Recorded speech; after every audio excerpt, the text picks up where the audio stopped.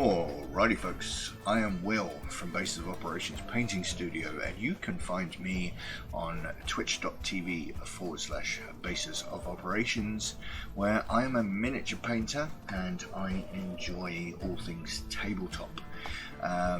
You can also find me around the internet on various other social medias, Facebook, Twitter, Instagram. Just search for Bases of Operations and you should be able to find me. In this campaign I play Rogar, the Red Dragonborn fighter, who is a particularly moral character. He likes to see law and order in effect, and he likes to hold himself up to a high standard of behaviour. Because he comes from a family of well-known blacksmiths, who is a reputable family, not particularly famous, but certainly they have good standing, and doesn't want to do anything to worry or put that into any trepidation.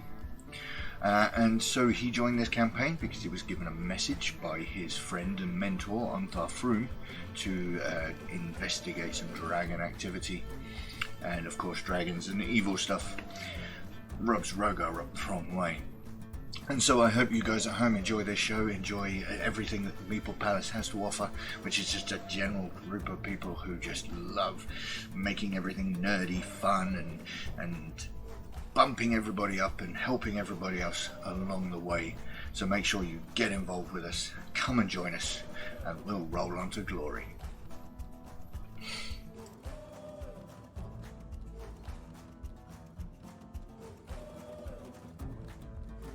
It's Kevin.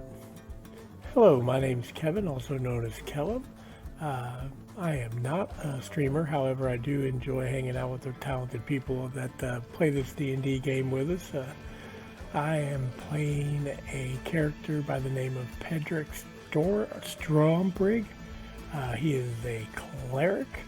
He is also a war cleric, which he has specialized in. He has spent most of his time his young adulthood being trained to fight wars and keep people alive, and tactics, and if A happens you do B, and if C happens you do D. But he's quickly learning that battles don't always turn out A and B and C and D, so he's trying to learn to adapt to these situations, and his main goal is just to keep his compadres that are with him up and moving and fighting and keeping on task. Pedrick came into the group because of a call went out from the city that was under siege to his local group that for help, and his leader of this of the training area asked him to seek out a group that was already engaged in trying to find out what was going on with the enemy and such and so forth. So he set out to find this group, and luckily just kind of happened upon them. And ever since then, we've just been going for it. Love this group. Love hanging out with these people. Hi everyone, my name is Point1985. I'm a variety caster. Not been streaming too much lately, but I'm planning on getting back into it. I'll be playing Tech Greenmore for you today, or these coming weeks. I'm a halfling rogue. I was born with the halflings, obviously, but then stolen away as a kid by a goblin woman named Wriggler. She lost her own son, and she needed a new one, I guess.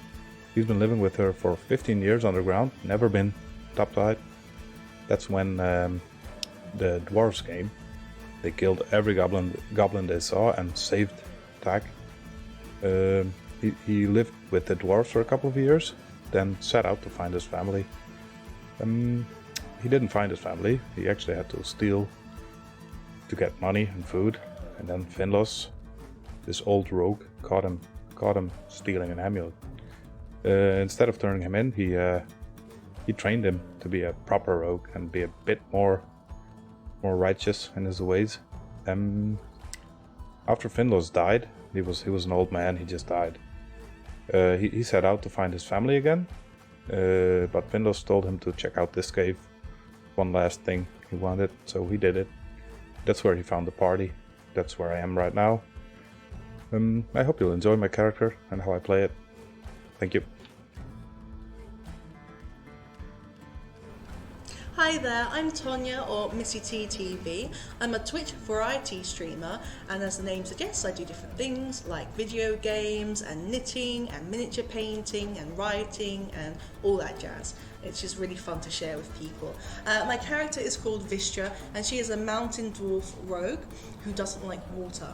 And before she became a rogue, she was a standard middle-aged dwarf, interested in masonry, pretty good at her job, that sort of thing. Then something serious happened, and it made her fall into the world of rogues, because instead of wanting to continue, having love and relationships with people, she decided that, it wasn't good for her, and she wanted to fill her heart with treasure and things like that instead.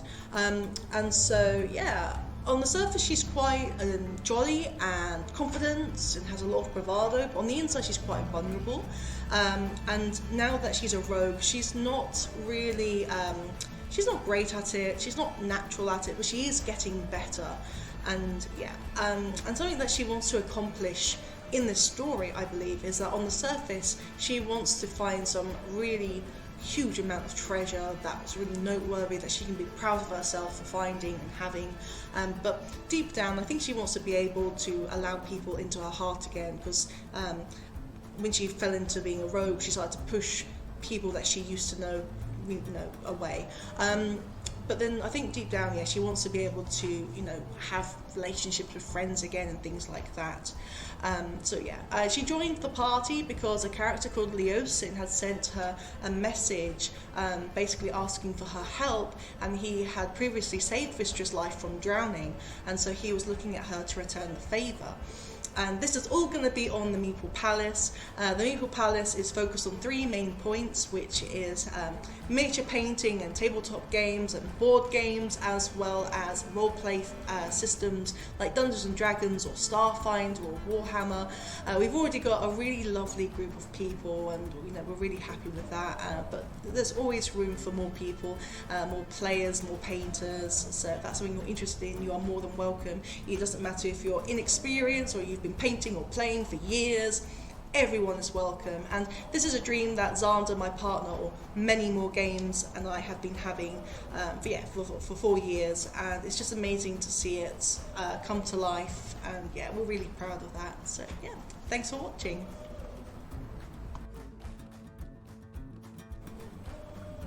Welcome to Faerun, the realm of swords and sorcery, and the setting for our Dungeons and Dragons campaign. My name is Many More Games, or you can call me Xander. I am the Dungeon Master for this campaign of Horde of the Dragon Queen.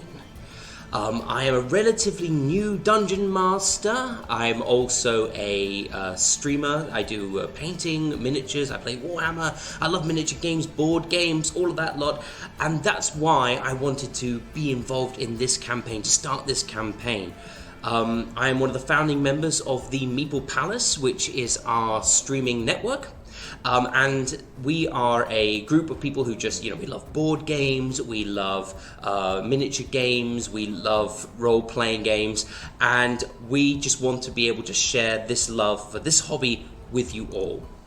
My hopes for the players in this campaign is that they will be able to find a way to explore their characters while at the same time coming together as a cohesive team in order to face off against the evil cult of the dragon and defeat them in their plans, whatever those are, those nefarious cultist plans.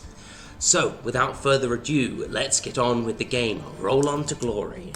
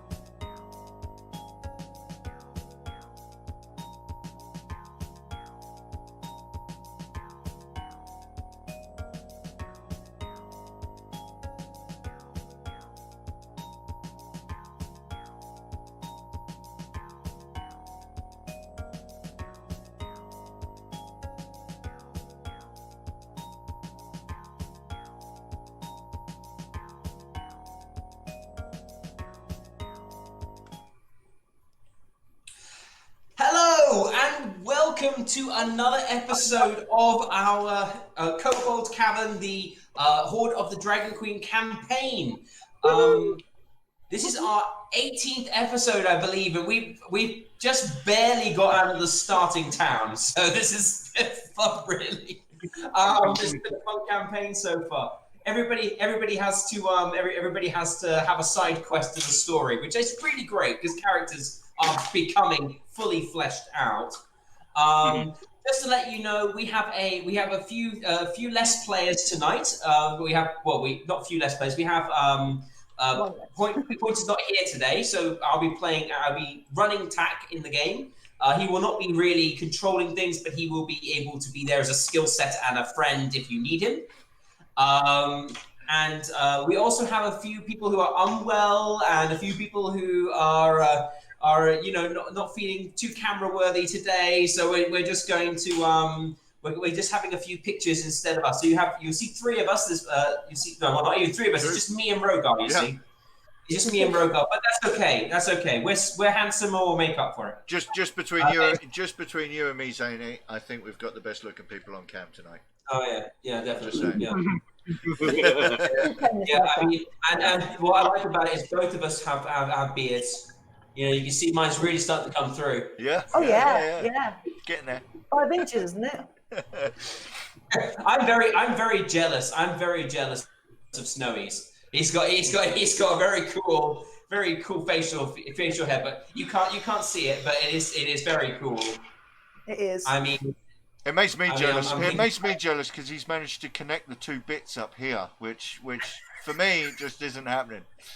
No, Sandra as well. It took a long time to do. Okay, so we're all a bit tired and we're all a bit excited at the same time, so it's pretty cool. But just to give a quick recap as to what happened last time. In the last episode, our band of adventurers finally made their way to Glimmerscale so that they could meet up with Rogar and his family and find out what's been going on, because he got a very urgent message while he was in Greenest to come home as quickly as possible. When they first arrived, the first thing they did is they walked through towns. They noticed the very strange architecture of the place, a very mixed architecture. We had the buildings around us sort of all very individual and a bit sort of all over the place, and strange designs, some very tall, some very squat, others that seem to have almost industrial steampunk-like protrusions coming off them, and wheels and water wheels and steam pipes, and it's all very, very it's sort of a mixture of the industrial and the fantasy, so steampunk really. But as you get sort of closer towards the center of town, there's this they found this very large open area, and in the center was a quite traditional looking inn called the White Antler, with a very large white fossilized antler on the outside, acting as the sign for the tavern. Going in, they were hoping to meet up with Tack, who had sort of moved along ahead of them, Point's character Tack, and when they arrived in there, they saw sitting by the fire a little halfling with his feet up by the fire, sort of resting. And Rogar and everybody decided to give him a big scare. And it turned out that he was one of the proprietors of the tavern. This was Tali, and he was basically with his husband Gartan. They ran the White Antler, and so Tali was a sort of a halfling, very, very sort of over the top, quite flamboyant, but very sort of excitable halfling, and Gartan quite down to earth, sort of more calm, more maybe sort of even much more helpful as a character probably than Tali. But everybody got a bath, got cleaned up from the road. Everybody got a bit of got a chance to get their armor cleaned and their clothing cleaned from a Yuan Ti who lives in town, and he brought all their stuff back to them. After that, the party decided that they were going to go to visit Rogar's home. They went to Rogar's home, and they met with Rogar's mum, and she explained that she was horrified by all the things that her son has been through. all the trials. He thanked the our other adventurers for helping him make it there, and then she filled him in on some of the terrible things that have been happening lately. How Rogar's father Ajax had not been home for a long time. That they hadn't seen Calithia, his cousin, for a few days, and that dark figures had been seen around Ajax's workshop, which was in the more industrial center of Glimscale. After this, the party decided to split. And the party decided to split, and two of our members decided they were going to try and break into a very interesting looking house that was a large cone sort of shape with swirling coloured patch smoke flying from the top of it. Tack managed to open the window, but did not check to see if there were magical traps. Got blasted by radiant magic off the roof, and both he and Vistra were chased by the guards. And managed to escape by sort of either disguising the way they look or managing to evade the guards and hide for long enough not to be caught. While this was happening, Rogar and Pedrick came across an altercation between a cloaked sort of Aarakocra, dark feathers, raven-like beak, with a large great sword slung to his back, over the amount of money that he was owed for actually protecting the caravans, the merchant caravans, as they traveled to Glimmerscale. Not wanting to get into a confrontation, Otar accepted the payment that was given to him, but then turned to Rogar and Pedrick and engaged in conversation with them, and ended up saying that he would be following them because there was opportunities there for adventure and being part of a group and looking for someone sort of like to sort of like not swear allegiance to, but people to share his skills who would actually appreciate them. After that, Rogar and Otar and Pedrick went to Ajax's workshop, where they found him on the brink of a collapse from exhaustion. He collapsed into Rogar and Otar's arms. Rogar and Otar basically weren't able to get too much out of him. He was not showing much sense. But when searching the Ajax's workshop, they found that not only had Ajax been making weapons for the Cult of the Dragon, but that he was being threatened by an old enemy, Frulam Mondath. And that is where we ended our last stream.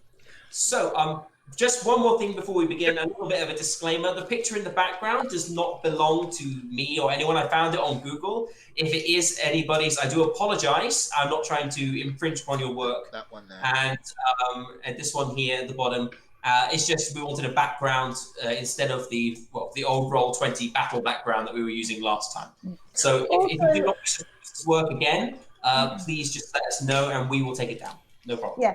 And also, don't forget that the tapestry showcase sheet is still open. So if anyone wants to add anything before we actually bring it up later on in the stream, that's absolutely cool. It's in the Discord, so absolutely feel free if there's any artsy and craft work that you want to show. Okay. So where we are at the moment, well, Tak and Vistra are currently sort of sneaking through town, pretending to be tourists.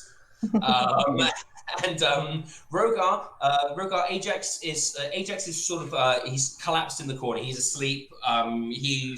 If we were to use technical meta terms, he's probably at level 3 exhaustion. Yeah. He's really exhausted. You and Rotar have managed to find these letters which were one had fallen down the side, and also you've been able to find by looking at the scimitar which you've taken from the dragon hatchery, you were able to match using your smithing skills, your abilities as smith. You were able to match the make of the weapon to that of your father. Yeah.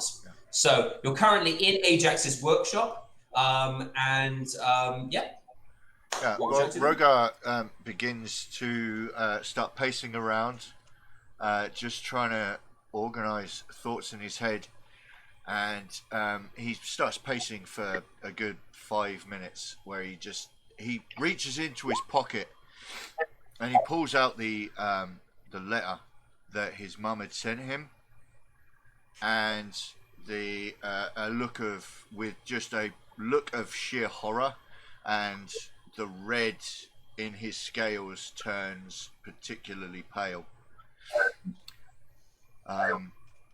And he's gonna turn around. He's gonna walk straight over to where his father is collapsed, and quite roughly, with quite a lot of panic, grab my father by the front of his apron. I'm gonna lift him on his feet and start shaking him, and in Draconic, I'm gonna start shouting at him, "Where is Calithia?"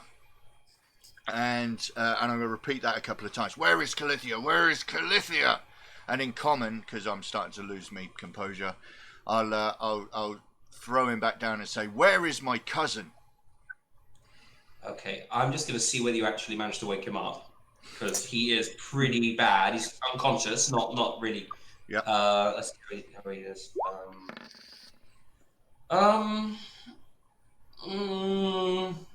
Constitution is +3, so yeah, I'd say yes. I'd say you probably you by shaking him, you sort of managed to rouse him. He looks awful, as you probably remember from last time. His scales are pale where they should be dark red. Okay, so they're more sort of almost sort of more faded towards a pinkish color, rather than red. They're not fiery red anymore. Kind of what Rogar's skin looks like right now too. Yeah, well, Rogar's sort of white with fear. He's sort of like pale with exhaustion. He looks at you, and sort of in Draconic he sort of responds, and he says, "If I knew, I wouldn't be here at the forge." So he looks up and he looks around and he says, he looks around and he says, "Please continue the work."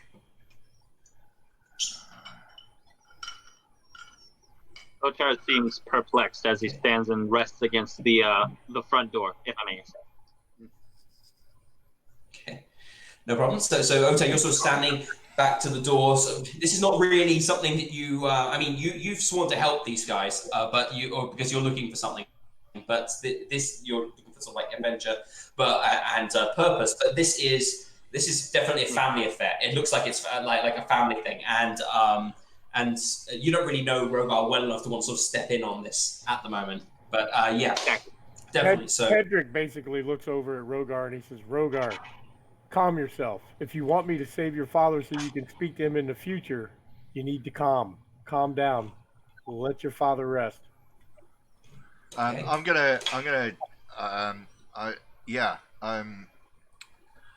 The paperwork we found, last game. Do you still have that in your possession, Otar? I do. Yeah, I actually showed you before we walked over to the door. I kind of showed you it, and then I kind of gave it to you, and I walked to the door. Okay, I've got it, and I'm gonna look. Is there anything? I mean, the order was for tonight, right? They want to pick up some stuff tonight. Does it say how much? I mean, how far close was my father to finishing this particular supply? Okay, so it was asking for an order of 200 scimitars. Yeah. Okay. You haven't sort of spent the time counting what's left, but you could probably get. But your father has been is quite meticulous, and you probably would. He has several barrels, and each barrel has a certain number of scimitars in it. You can see that there are four barrels. 3 of the scimitars are almost stuffed to capacity. Sorry, 3 of the barrels are stuffed to capacity and sealed. Okay. So you can probably deduce from this that there's about 15 scimitars that need to be made.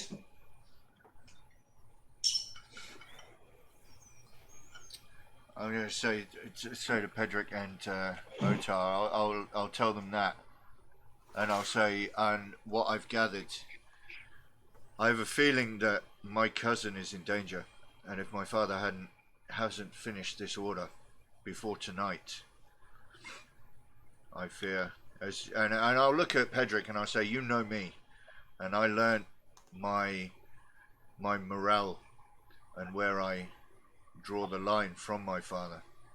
And if my father has turned to working for the enemy, you can tell that he had good reason to. Pedrick just gives him a slight smile and he says, "Worry not, I am with you and will be. How can we help you get these done? What is it that you would have me do? I will do it." Otar simply bows, just kind of like agreeingly with Pedrick. But I'm at a crossroads. Of course, I need to save my cousin, but I can't, with good conscience, finish my father's order.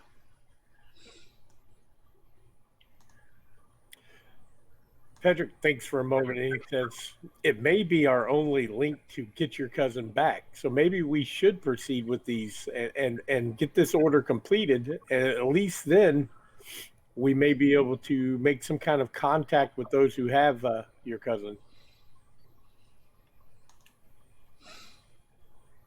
I mean, you are the boss's son. You are his heir. Okay, so you do have a legal situation here. You if you wanted to pull in some of your father's assets, maybe get some of the apprentices in, you could do that. They would listen to you. You are his representative when he's not there. Yeah. So it's either him. It would be either him or it would be his senior apprentice, or a higher level journeyman. You are probably at a journeyman level of smithing. Yeah. Otherwise, your father probably wouldn't let you go wandering off. Yeah. So you have a there is a precedent here if you wanted to take the forge and start using it yourself. It is currently about I believe it was about midday when you went to see your mum. Yeah, I think we mentioned. I think we worked. It was kind of getting on to mid to late afternoon. I think we were. Yeah, so it's probably roughly about 3 o'clock, 3:30, something like that. At the moment, you have the note from Frulamonda says they come at midnight. Right.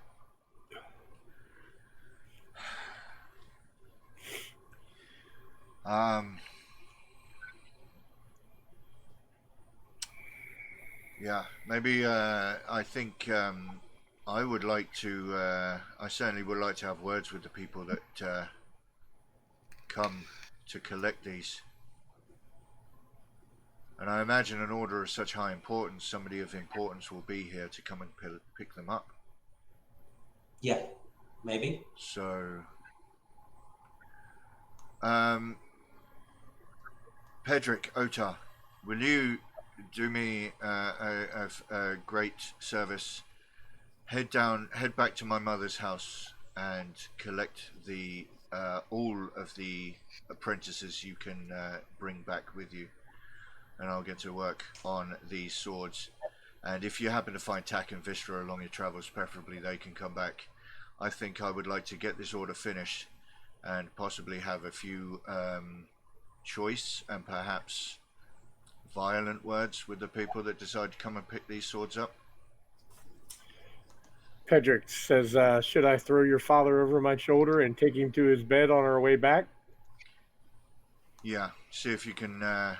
And you know what my mother's like now you've met her. Try and get her to be a little bit easier on him. I have a feeling that this wasn't his choice. Okay. Is that what you want to do? Yeah. All Well, right, they go off, and I'm just gonna start hammering away at some swords. Okay, so you're gonna start the building process. Yep. Yeah. Before we leave, do you have a what? Sorry, I wanted to ask What you was just because I can't remember. Do you have a smithing skill? I don't believe I do. No. All right, just checking. But yeah. But before I would leave with the Pedrick, I would say to Rogard, like, we'll do what we can, friend. And then he would just suddenly bow his head and then turn to follow Pedrick. I look at Otar and I say, Otar, I'm a pretty strong guy, but he looks over at Rogar's father. He says, I don't know if I'm going to be able to carry this guy by myself. He's a pretty big guy. He's pretty big, yeah. So we may have to either both of us carry him or construct some kind of a stretcher to get him home. Which Rogar doesn't hear any of it because it's tink, tink, tink. Yeah, Otar like Okay, so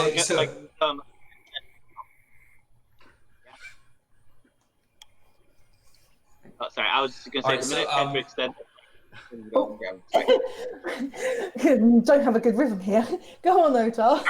Sorry, Otar. I don't mean to speak over you. I apologize. That's okay. Did you want to go first? Or you want me to say? No, you go first. I was actually just asking. So, how are you going to do this? So there you go. Oh, okay. Well, Otar, like, the minute like Pedrick says, I may need some help carrying him, and like maybe we could do it. Like the minute he started the sentence, Otar had already turned around and walked towards to go pick up Rogar's father, trying to kind of either over his shoulder, like kind of whatever that movie is, like Hangover or whatever, or like either kind of if you can't just like like that, just like I can do it. Give me a strength check. I can do it. Give me a strength check. I want to see just how well you do this. He falls on his head. 20 plus. Let me get my sheet. You can just click on the strength on your sheet. It will roll it for you. Oh. Be right back. Oh, really? Yeah. Yeah. If you just where it literally just a straight, you click on that. Strength saving throw. Just click it. Oh, saving throw. Okay. Okay. Wow. Okay. So you're currently on always on advantage at the moment. That's okay. But when you do that, I'll always take the left hand number. Okay. So you got a 21. You got a 21, which is pretty good. But Rogar's father is pretty heavy. He is a 7-foot dragonborn, and you are an Aarakocra with hollow bones. So yeah, and I'm but you do have 19. You have 19 strength, if I remember correctly. So you're pretty strong. No, you have 15 strength. 15 plus 6. Okay, so all right. So I'll say that you do carry him. You do manage to carry him. He's on your. He's sort of you're carrying him like that. It's not the most comfortable trip for you.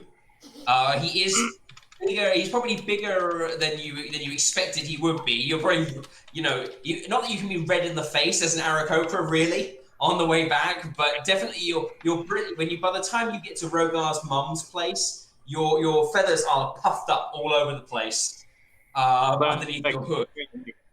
Yeah. So basically, there's just this. Yeah, basically a bit like your beard. It's kind of just puffed out the side because your hood is covering the rest of your face. So you just got these puffy feathers coming out the side, which is your sign of exhaustion. However, you do make it there, no problem. Yeah, just like that.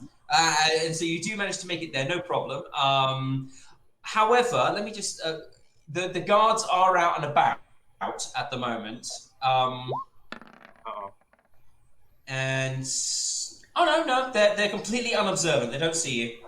They're too busy. They're too busy running around going, I think they went that way, and they're still like running around looking for Vistra and Tack. Just every now and then, like this little halfling like figure pops up and they run off. It's over there, and it's like Scooby Doo. They're running one way and then they're running the other way, and then there's like multiple crossovers. And you just slip through them, no problem. You and Pedrick are just there. Pedrick just moves his hand like these are not the droids you're looking for. So they run up to you and they run up past you and they go, "Good day, good citizen," and keep running. Sort of like ignoring what you're doing. So focused are they on trying to catch these little thieves that have tried to break into the Magic Emporium. So I wasn't supposed to tell you it was Magic Emporium. And so anyway,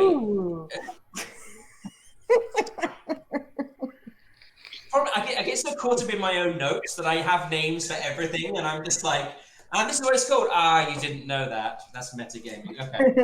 And the weird and mysterious tube-shaped building like Candy Floss that you walked past last time. As you get to the house of Rogar's mum, and Rogar's dad as well. As you get him home, the door is flung open, and this Rogar's mum is pretty big as well. She's about 6 foot tall. All dragonborn tend to be quite big, and so she's about 6 foot tall, and probably her shoulders are wider than yours, Otar. But she comes out and she's like, "Oh my goodness, what happened?" And she comes running out sort of towards you and sees, and she's like, "Oh Ajax, oh my Ajax, oh my gosh, oh God, get inside!" And sort of like she ushers you inside, and she throws him onto this divan in the front room, and she's like, she's a blur around now. She's running into the kitchen. She's picking up a cold flannel. She runs back in, puts it on his head, runs back out again. She's like, then she gets a blanket from upstairs and like wraps it around him. Then she starts stoking a fire. You're sort of standing around, and she starts standing around, and she probably grabs you, Otar, and she says, "Water from the well. Go and get water from the well." And it ushers you out. Pedrick, you're standing there. And she says, and she's sort of like saying, bring the table over here. You look like a strong one. Bring the table over here. I'm going to get the herbalist. I'm going to get the herbalist. And she sort of runs out of the house again. It takes about Otar's like hasn't been told to stop bringing buckets from the well, so he's like coming with a bucket, going back out. Another one, dedicated to his task as he is to everything. It's almost like the broomsticks in Fantasia. Just going in. By the time you come back, by the time she goes back, most of her containers that she has are on the desk and like filled with water. You've just gone with everything you can. You've gone, okay, there's a vase. Let's take the vase, put that full of water, and you just filled up the whole area table with water. It takes about half an hour. The herbalist looks at Ajax. He's an old gnome. He's about 2.5 feet high. He's really, really small. He's about 2.5 feet high. He's sitting on a little stool. Colbernicus is there as well. Don't forget, Colbernicus is in the house. He's been with Rogar's mum the whole time, and his duty at the moment is he's sitting like on the top, and he's just taking the flannel, wringing it out, putting it into one of the things of water which Otar has brought, and sort of like wringing it back out and putting it on his head, and then sort of patting it gently. And every 5 minutes, he's just repeating that, just ducking it out, putting it back, putting another bit of water on the head. So he's like,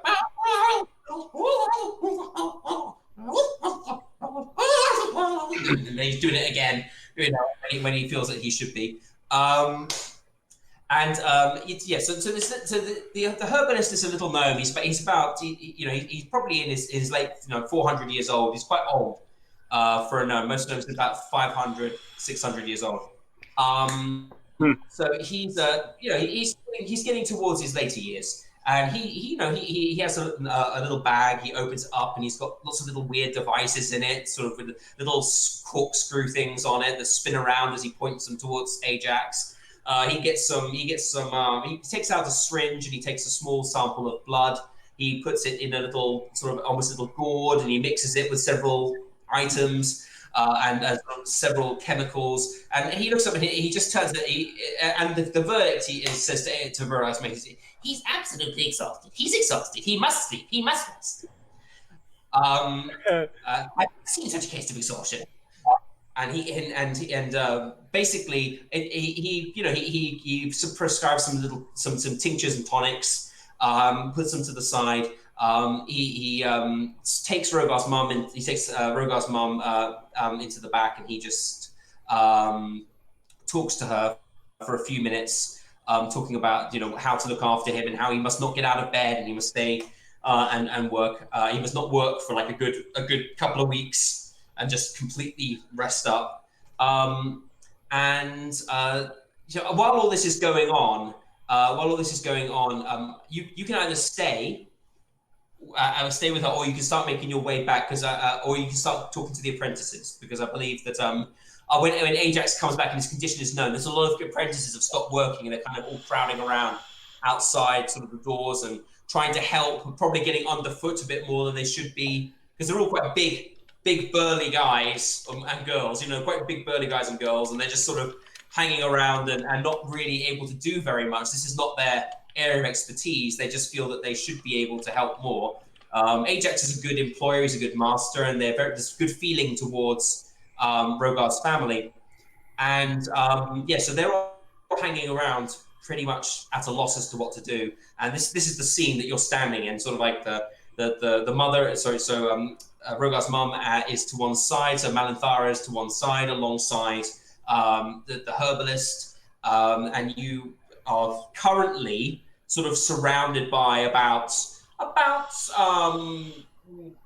probably about 6 junior apprentices, most of them between the ages of about 14 to 17. And you have also got a couple of two senior apprentices, and I'd say there's a journeyman there as well, who's there to learn. The one person you cannot see is Poison Scale. He's not there. So he's the green Dragonborn is not currently there. But that's all you can see from what you see there. That's you. Okay. So Pedrick raises his voice a little bit and he says, "Listen, be calm. I need to get some things across here, and I don't have much time.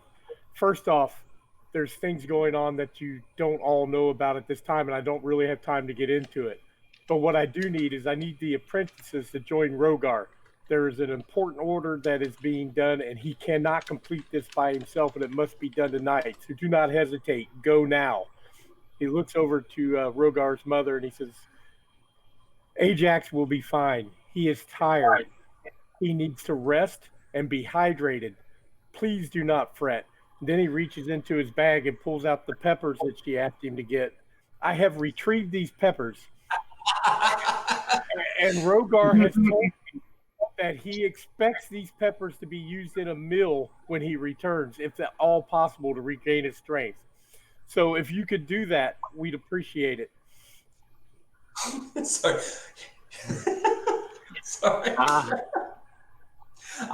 Okay, so Pedrick gains the achievement Pepper Picker.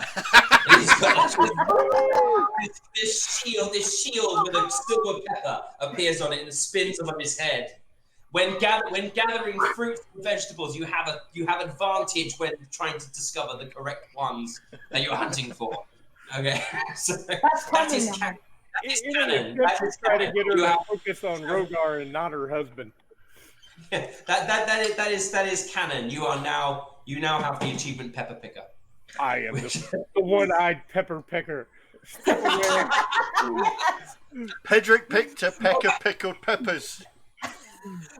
I just realized that he has advantage because of Pepper Picker, but he's got disadvantage because he's only got one eye. So literally, you're just an average person to pick out vegetables now. But pay not attention. Your pepper. And he also looks back around to make sure the apprentices are moving, and if they're not, he's in a strong voice. He says, "What are you waiting for?" So this, the apprentices, they're kind of milling around a bit. They're looking at you, and they're looking at you, and they're listening to you, and they sort of turn and discuss with each other. And there's a little bit of a hubbub, but then the figure of the journeyman steps forward, and this is a 6'5" tall, brawny half-orc female. Okay, and she sort of steps forward. And she sort of raises her hand. "All right." Okay, and everybody's just silent after that. "Listen to this shiny man, down to the forge," and then just all like, so they all follow after this. They all follow after this journeyman as they stream out, heading the house, which was a hubbub and completely filled. is now almost empty. There's just you and Copernicus, Ajax, Malanthara, and the herbalist who's currently packing up his bag And to leave. Otar. Hello, Tar. Don't forget me.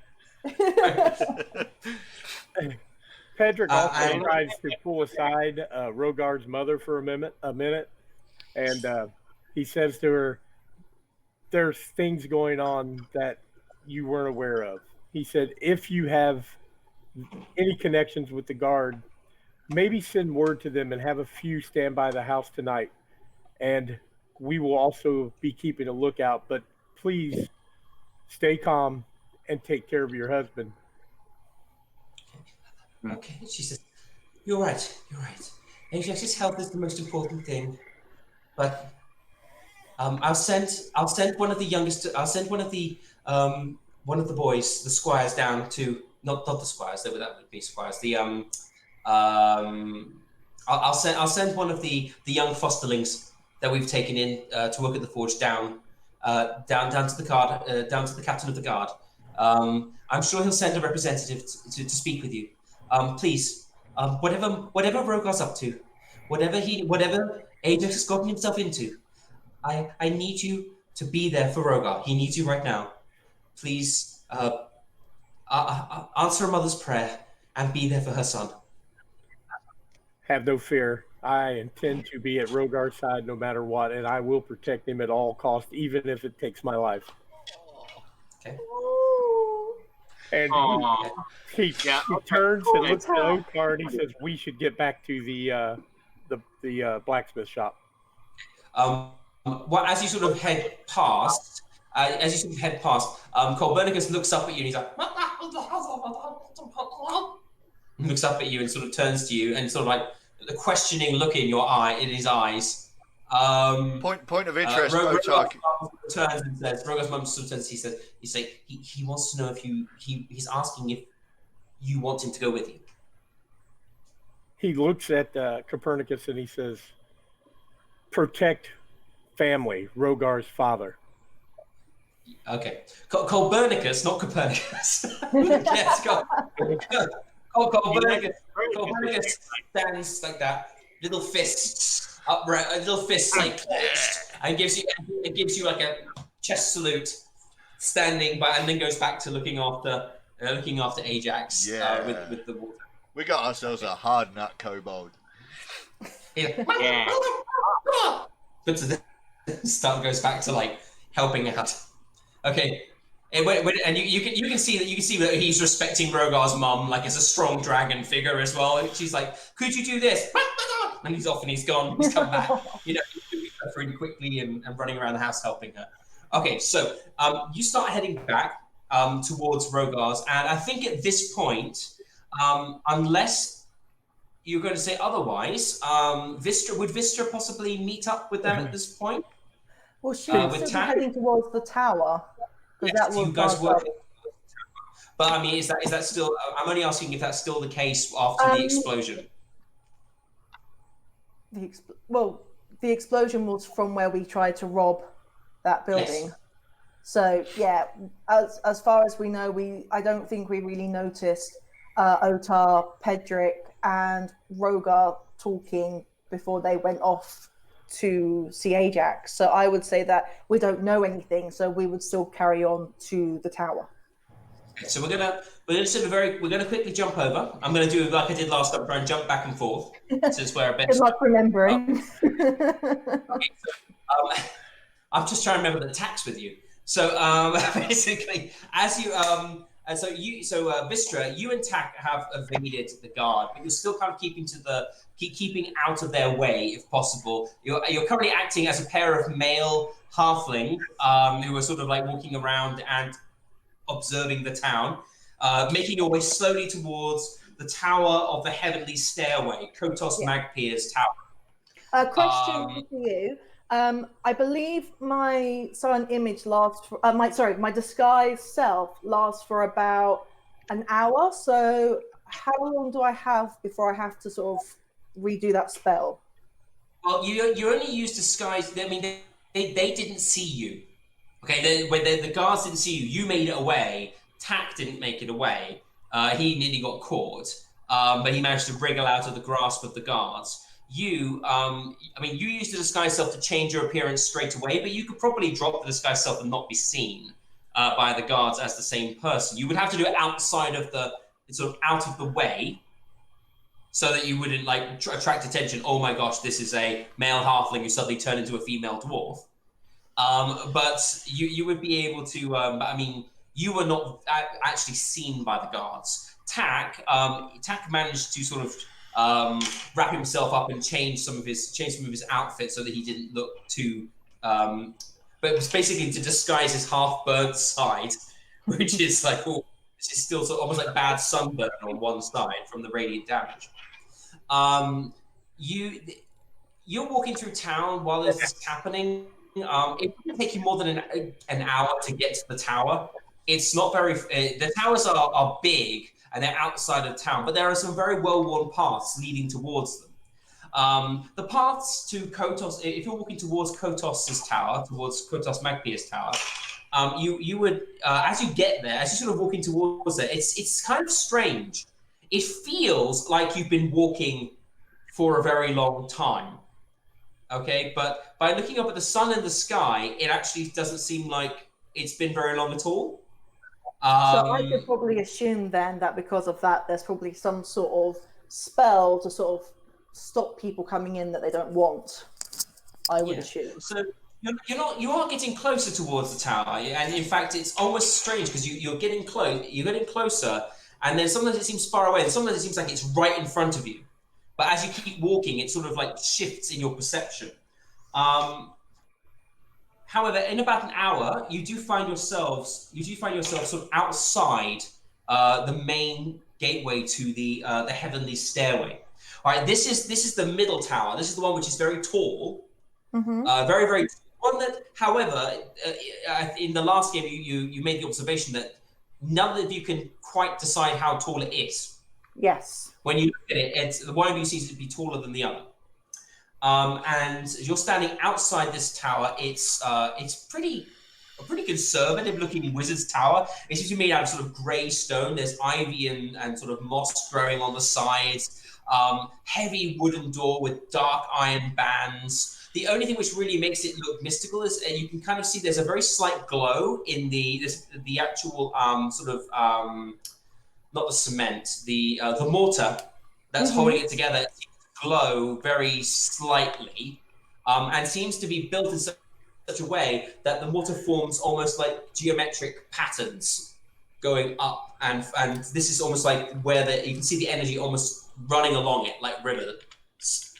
Okay, so I'm outside the gate now. I'm not by that part. You are close to the entrance of the tower, and as you get there, first thing you can see. You're hidden from you're not hidden from sight. You're walking up, but you're very short, all of you, so you're not immediately apparent. And the first thing you can see is there are a number of guards outside the tower. Number of guards. All right.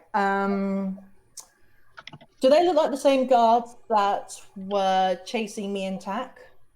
Roll a perception check for me, please, or an insight check, whichever's better for you. And I will do the same for Tack. Perception is 2, my insight is 2, but I'll go with perception. Please be good. And Tack? 12. You got a 12? Okay, let's see what Tack gets. Tack will use... Oh, he'll use insight because his perception is rubbish. Okay. Okay, what do you get? You got an 11. Okay. All right. So, one thing that you can see is these are not the same guards that you were looking at. They're different people. One thing you can see, however, with a 10 or more, I would say, you can probably tell that some of the uniforms look quite ill-fitting. I turn to Tack and I say, I don't trust these guards. They don't feel like those outfits are for them. I mean, look at that guy. That guy's chainmail is way too big for him. Exactly. So maybe with some luck, maybe we could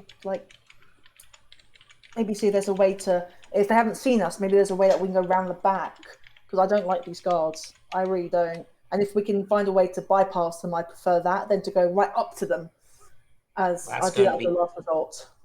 Well, that's going to be quite difficult from what I can see. I mean, looking around, I can't see any way to approach the tower from, well, without being seen. Not apparently anyway. I mean, look, there's a huge clearing around the tower. I mean, I can't see any brush or undergrowth that would allow us to approach. All right. I'm a bit stuck then. All right. I think we'll have to go up to them then. But if I'm still out of sight, I might see what I have up my sleeve. I try and hide. You can stealth up to them if you want. I might, but first I want to try something. I think I would. What distance are they? From where you are, I'd probably say they're about maybe 150 feet, 180 feet away from you. That one's not going to work. What about you? No. Okay, I want to sneak up to them. I want to stealth up to them, but once I'm within 90 feet of them, I want to use my sleep spell on them. Okay. Oh no, wait, that only lasts a minute, doesn't it? Hang on. I can't remember. Sleep is one action. Oh, duration 1 minute. No, all right.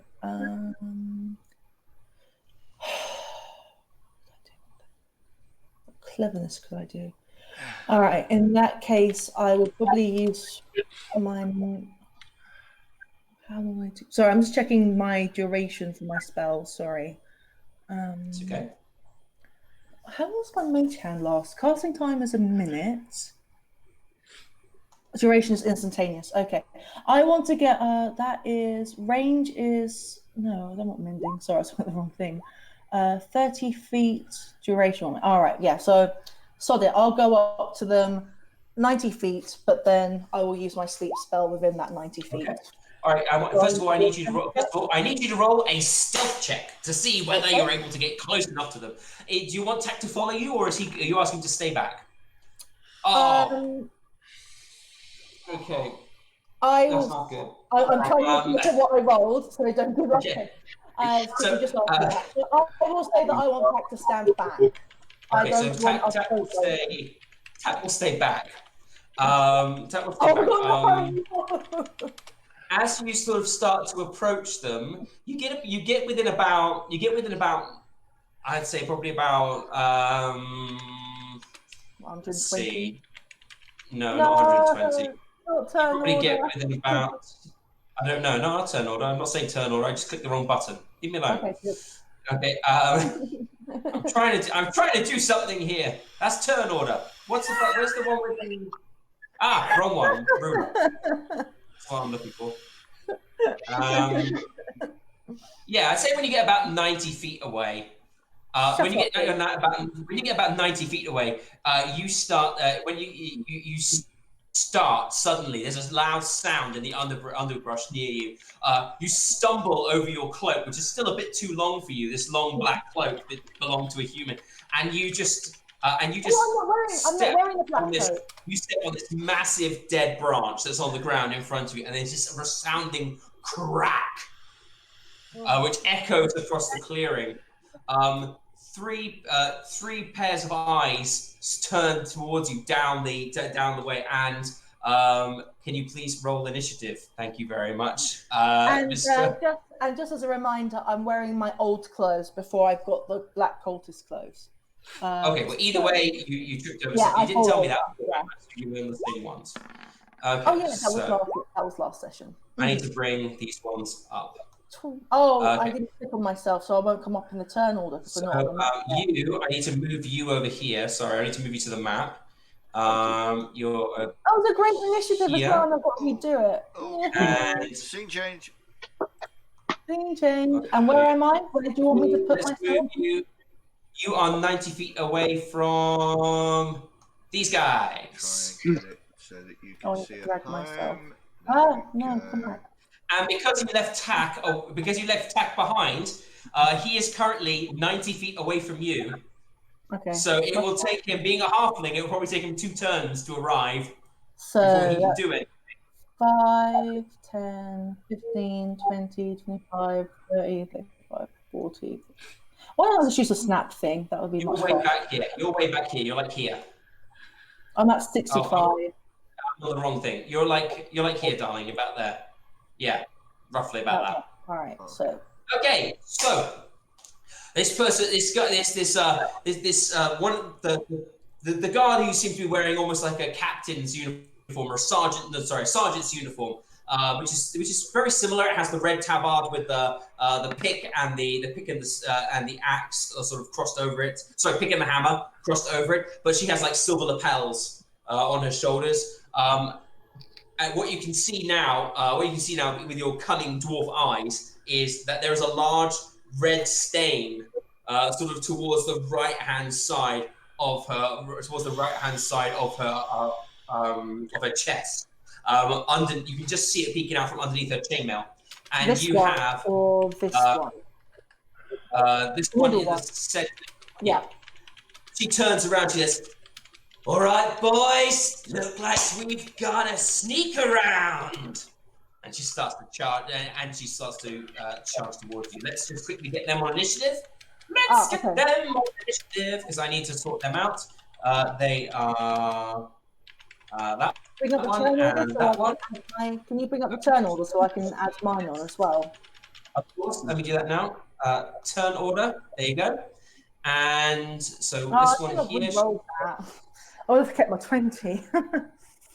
Maybe. So she's got this here. So 1. Oh, natural 1. That's not good. And the other one is this one here. Below. Boom. 1. Yes! That's good. No!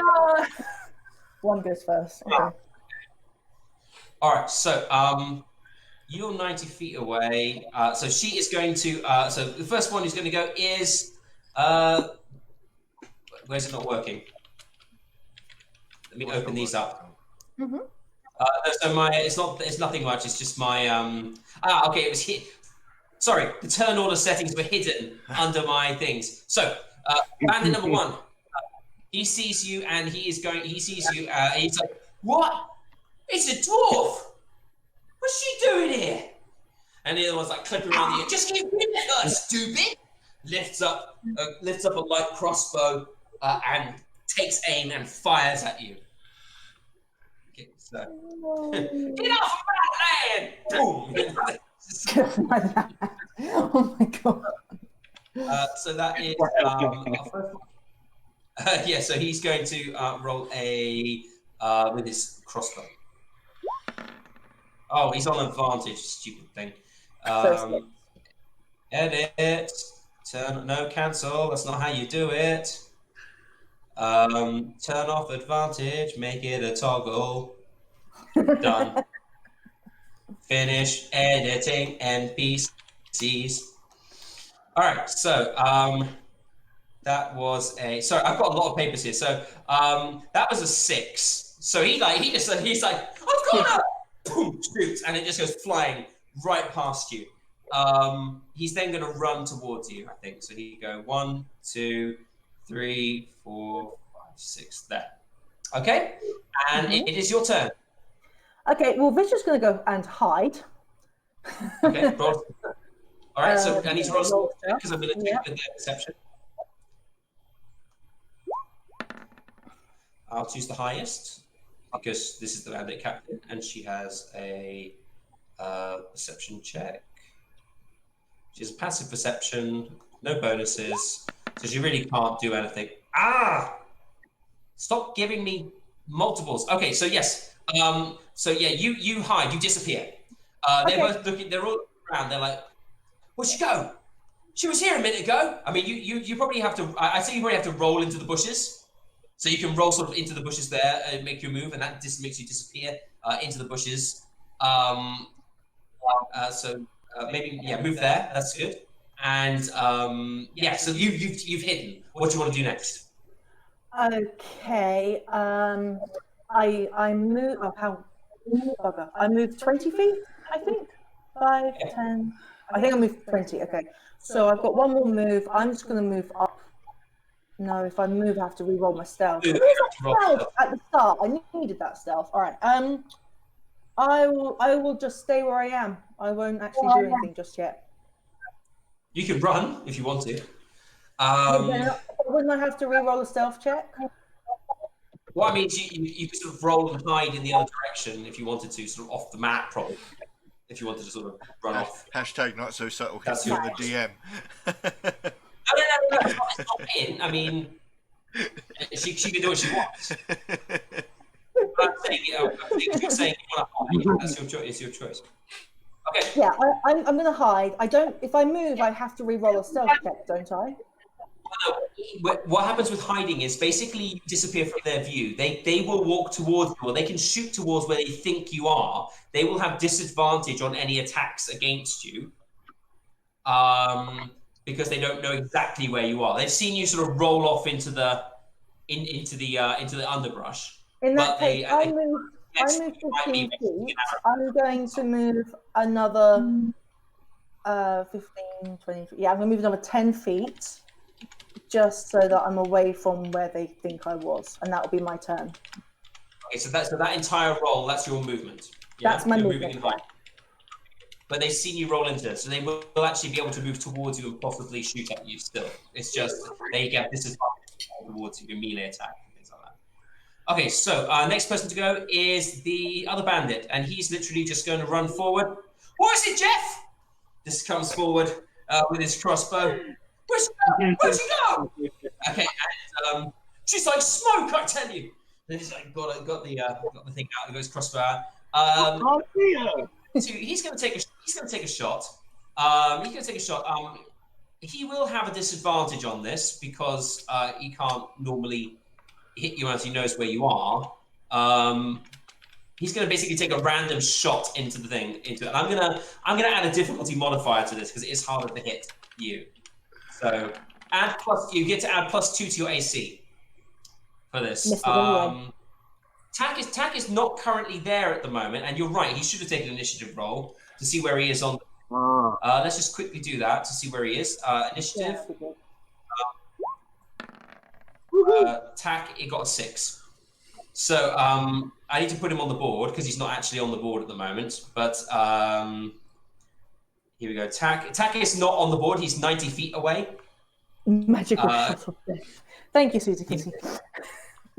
A long way away. Tack is like right in the corner there. He's still 90 feet away from that corner. So he's quite far there. And he is, let's add him to the turn order. How do you do that? I can't remember. I haven't played. You have to click on his token, and then you have to roll initiative again. Oh, all right. I'll roll initiative again. It's easier. All right. His token is clicked, and I'll roll initiative. Bada bing, bada boom. 19. Wow, that's better. But he didn't because I'm going to change that to a 6 because that's what he got. Yeah. There we go. So he will go probably after this bandit has gone, and he's going to run his. He can run 25 feet. He can move 25 feet. He can run 25 feet, and he can cunning action dash another 25 feet. So he's basically going to run full out and move 75 feet. He's 15 feet away from the thing. He's like, Mister! You see like little flapping feet running, little steam, little cloud moving towards you. And little exactly. Cartoon, like little cartoon style where it just turns into a wheel. Yeah. Sonic the Hedgehog style. His little hairy feet are spinning. Little puff of you should add some little Sonic rings as well. Bling, bling, bling. If you knew Jack was here, he'd go for it. Just rolls into them. Okay, no, so that's his turn.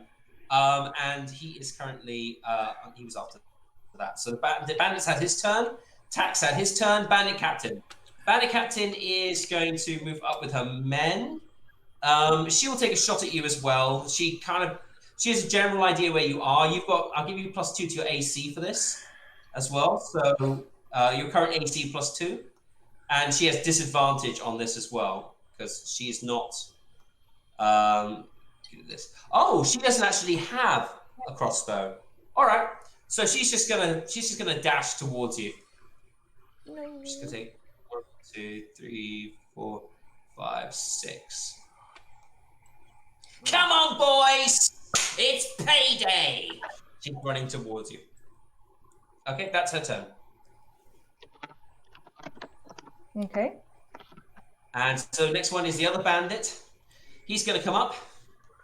He's going to join her. And he's going to take another shot at you. His crossbow. Oh no, I believe with his crossbow he actually needs to load as an action. He can bonus action reload, if I remember correctly, with his crossbow. And yeah, he's going to shoot at you. You get +2 AC. Disadvantage. Misses. He gets a 9. He misses. And that's his turn. Vistra, it's your turn. Okay, Vistra is just going to, I'm guessing I might have to do another stealth check, but Vistra wants to keep hiding and move. Okay. You have to roll a stealth check again for me, please. I thought so. Let me see where I'll go. So I would like to go. I'd like to go about there. I'm trying to go around, really. Either. Tac just knows you've rolled off into the side. He's basically running towards where he thinks you are.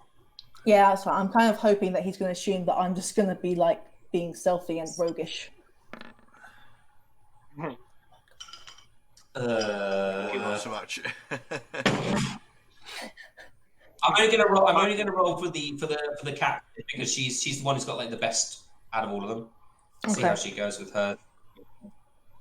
She got 6. You just you with a crummy roll. She's just like, where did she go? I'm gonna slit her guts open. You're sort of she's playing with a knife, like flicking it up into the air. It looks really weird because she's wearing a captain's outfit. She's wearing a sergeant's outfit. She's got like the silver lapels, and she's she's even got her hair kind of brushed back and in a very nice sort of ponytail going down. But this look on her face, this sort of leer just pain that she's trying to throw your way. So I've moved. I've hidden. Hidden is a bonus action. You have moved stealthily. Yeah. So and you have to use your bonus action to stay hidden. Yes. Okay. So have I got any more actions left? You cannot move 25 feet. You can only move 15 because when you're moving stealthily, you move at half your regular speed. 15. Yeah. Okay. Cool. Is there anything else I can do? For example, could I do a cantrip? That's an action. If you do, you will no longer be hidden because you'll be jumping out basically and going, ha-ha, and shooting a gun. No, I'll leave it. Okay. All right. So next person to go will be the other bandit. They're all running. Boring. This is going to be the most boring battle ever because I'm just going to be trying to sneak around to get to the entrance. You're just leaving attack. So basically, I'm guessing he would assume that if I'm not attacking, it's for a damn good reason. So I'm hoping that he's going to just keep hidden and that sort as well. Okay, so the other bandit, he's going to take a shot again, and I'm going to give you. You've moved again, so I'm going to give you another +2 AC on top of your regular +2 AC. So I'm going to give you +4 AC because he has to really hit you if he's going to try and hit you with this. Susie Griffey, #Pika Punch. Love it. So this is a disadvantage, and it has +4 to your AC unless he rolls a natural 20. Oh, he actually rolled a 23. He got 16. You get +4 to AC, so I don't think that hits you, does it? Well, my AC is at. Oh, hang on. Let me go back to my core. My AC is 14, so +4, so 18 at the moment. So he doesn't hit. It comes pretty close. This arrow, this bolt just shoots through. It goes right through your cape, but it does not hit you. It hits where He didn't shoot at where you were going to be. See, that's the problem. He shot at where you were. not at where you were going to be. And as a side note, Vistra, that's what it feels like to be Rogar. Can't touch me.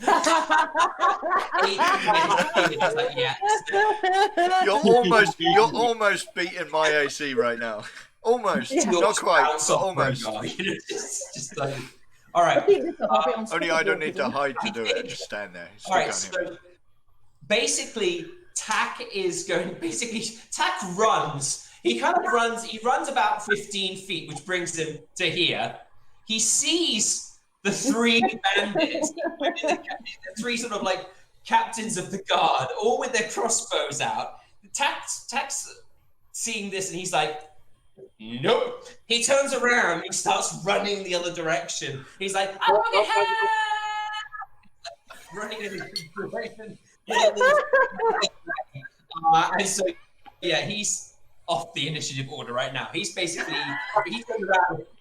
he turned around and ran like another 60 feet the other direction, and he's going to keep going. You just go, I'm going to get help. Don't worry, it'll be all right. Runs away, running back towards Glimmer Scale as fast as his little feet can carry him. So we can catch the guards, though. All right, the bandit captain and the other bandits, they can't see you. They don't know where you've gone. They kind of assume they know you're around here. And you can see them sort of standing, sort of quite. They're still in aggressive postures, and they're still looking around everywhere, really, really carefully. But unless you make an aggressive move against them, they probably won't see you.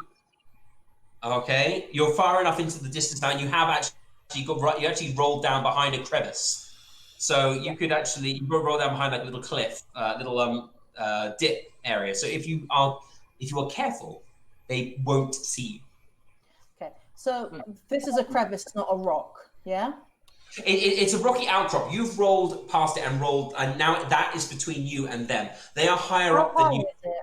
They're higher up than you are. It's not very high. But you're a dwarf. You can probably duck beneath it. It's probably about, maybe about 6, maybe 7 feet high. But you're a dwarf, so you're only about 4 foot, 5 foot tall. So you can probably just walk past it, no problem. Is there any way that I could shoot them from behind this?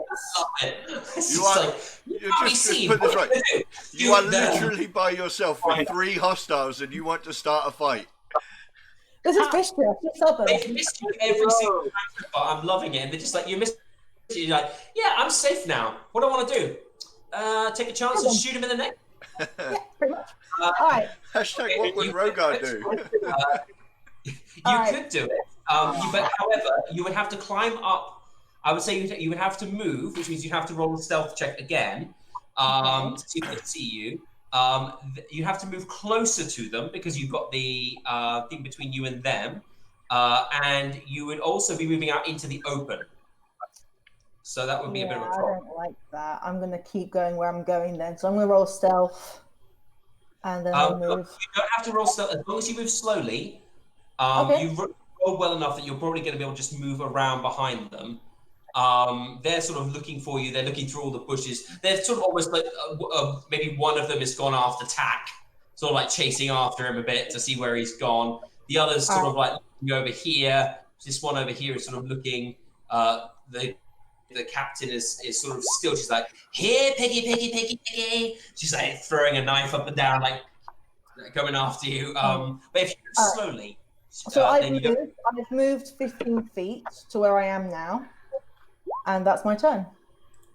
Okay, so basically, moving slowly, you manage to creep behind them and pass.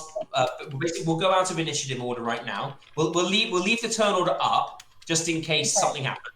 But at the moment, I'm going to say you're out of initiative. You can move. Basically, you're moving slowly and you're passing through. So you're using all the stealth tricks that you can remember. And you're crawling along towards this the edge of this sort of blocking thing which blocks the sight from them. Looking past them, you can kind of see that there is a you can see that the his tower is there, and you can see that there are a number of other guards that are also circling the tower. This is not the dungeon master saying you shouldn't go here, but you can see a number of guards circling the tower. You can also see what seems to be a man, and he's stepping out. He's sort of coming out of the tower. The door opens, but it doesn't open outwards normally. It kind of almost like melts into the ground. And this man, he comes out, and he's wearing long purple robes. He's got almost like skull decorations all over his robes. And he is, he's talking to some of the men. You're too far away for him to see, but you can see he seems to be gesturing at them imperiously to say, "Move over there, go now. Now you should be over there. Keep an eye out over there, young man." You can't really tell what they're saying, but it's kind of that sort of imperious pointing and gesturing. You can also see that there seem to be a number of, a few of the men, including another woman who's this woman is about half. She's not like a dwarf or a halfling, but she's pretty short, pretty dainty, but she's still wearing like a captain's uniform now, a captain's uniform with golden lapels, and she's standing there sort of talking to her men, talking to him, and they seem to be sort of gathering as if they're going to go somewhere. Like they seem to be like gathering together as if they're off to make a trip. I will stay where I am and just see what direction they go in, how close they get to me as they go past. So I'm just going to stay. I'm just going to move 2 back slowly, and yeah, I'm just going to see where they go if they get too close to me or something. All right. So so you're going to stay there and observe. I'm going to jump back over to Rogar and the guys. Get some more exciting stuff. Behind a bush, watching what's going on. Okay. So we're back. So Otar, Pedrick. Hello, guys. After that little interlude, Vistris, the base's adventure. Let's go over there. So now we're in we're back in the forge. You've managed to get all of the apprentices in to the room. They're all sort of like milling around, just watching Rogar. Some of them a bit warily. They don't know. Some might be newer and don't know him quite as well. He's only been gone about a 10-day, but they still sort of looking at him as if don't really know. This is the boss. This is the boss's son. He's not a real blacksmith yet. Blah blah blah. And he's not the owner of this forge. That's what they're talking about. Not really. He's not a real blacksmith. And Otar and Pedrick, you've sort of come with them into the room, and Rogar, you're standing by the forge. In your hands, in your talons, you're holding the tongs, and you've just are holding like a glowing scimitar blade, ready to be fitted into its hilt, and you dunk it into the trough to cool it for the next time it has to be before it needs to be shaped again. And you turn. The steam hisses up into the air around you as you turn to your audience. Yeah, I'm literally. I mean, the second I see the apprentices, knowing that the ages that you would tend to be as an apprentice, I'll start pointing out instantly. I start pointing to the youngest, and I start shouting out to them, "You guys, you start heating the metal up." And then I'll go to the next level up, and I'll start saying, "You start forging out the shapes of some scimitars," and then I'll point to the journeyman. I say, "You can help me finish the blades," and then I just turn around and I start working again. Yeah. So the apprentices, your tone of voice, they just scurry and like run to their different places. Otar, you want to say something? Oh yeah. As all this is kind of going on, Otar kind of lightly nudges Pedrick and gestures with his thumb, and he says, "Peculiar creature. Is he one of hers?" He refers to the kobold that he saw earlier. Okay. Did you catch that, Pedrick? No, I was trying to, in my head, put the pieces together. He broke up just a little bit on me. Could you say it again, please? Sorry. Yeah, no worries. As all this is going on, Otar kind of lightly nudges Pedrick and kind of says, like, kind of gesturing back to, referring to the kobold back of the house, is like, peculiar creature. One of theirs. Wow. Cedric says, kind of a long story. We'll fill you in later, but let's just kind of consider him like Rogar's adopted son for now. Otar gives him a very, a kind of a very, very, like, almost a smirk on his cheek. And he just goes like, noted. And then he goes back down. We shall refer to him as Mini-Me. How does an arrow code for a smirk? That's what I want to know. You've got a beak, so I'd like to know, how does this look? Is it almost like shiny eyes? You know, you look at him, like shiny eyes sort of thing going on. I think he kind of lets out this kind of like little like it's kind of a very kind of. I kind of see it. I kind of see it like more like the people's eyebrow. It's like. Yeah, exactly. Do you feel what the Otar is cooking? Okay, so yeah, as this is going on, the large half orc woman, she's put on a blacksmith's apron. She's got her sleeves rolled up and the big leather gloves on her hands. She's holding basically she's joined you at the forge. She's taken a half finished blade and she's just been passed to her, and she's just working on it next to you. Starts ringing. She's not really looking to you for conversation or anything, but you can see that she's looking towards you a little bit as if to say, I have no idea what the hell's going on here.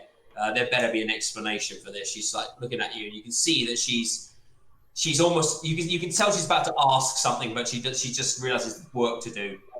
I'm gonna, you know what? I'm gonna take the non-verbal cue from her, and as I'm slamming it, I'm kind of give the room a brief explanation.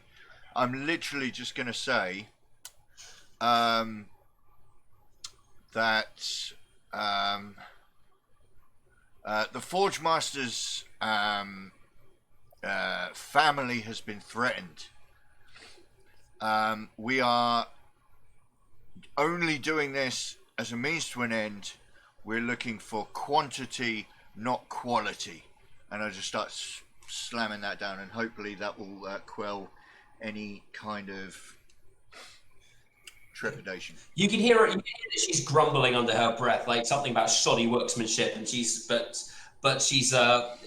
looking at almost looking at the work that she's doing with disgust.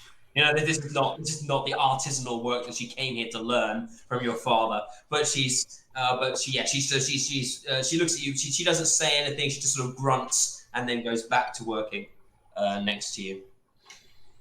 Yeah, and as we're working, I'll just say I appreciate your viewpoint.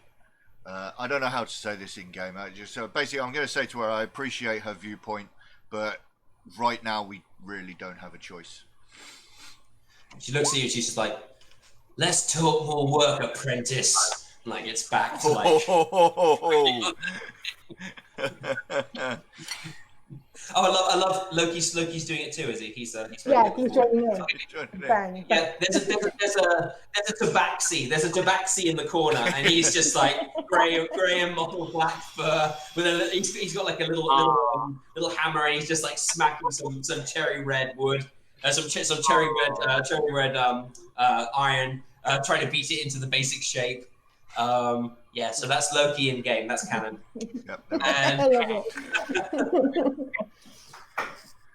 He's just like, this will be perfect. Oh, you went there. He went there. Yeah.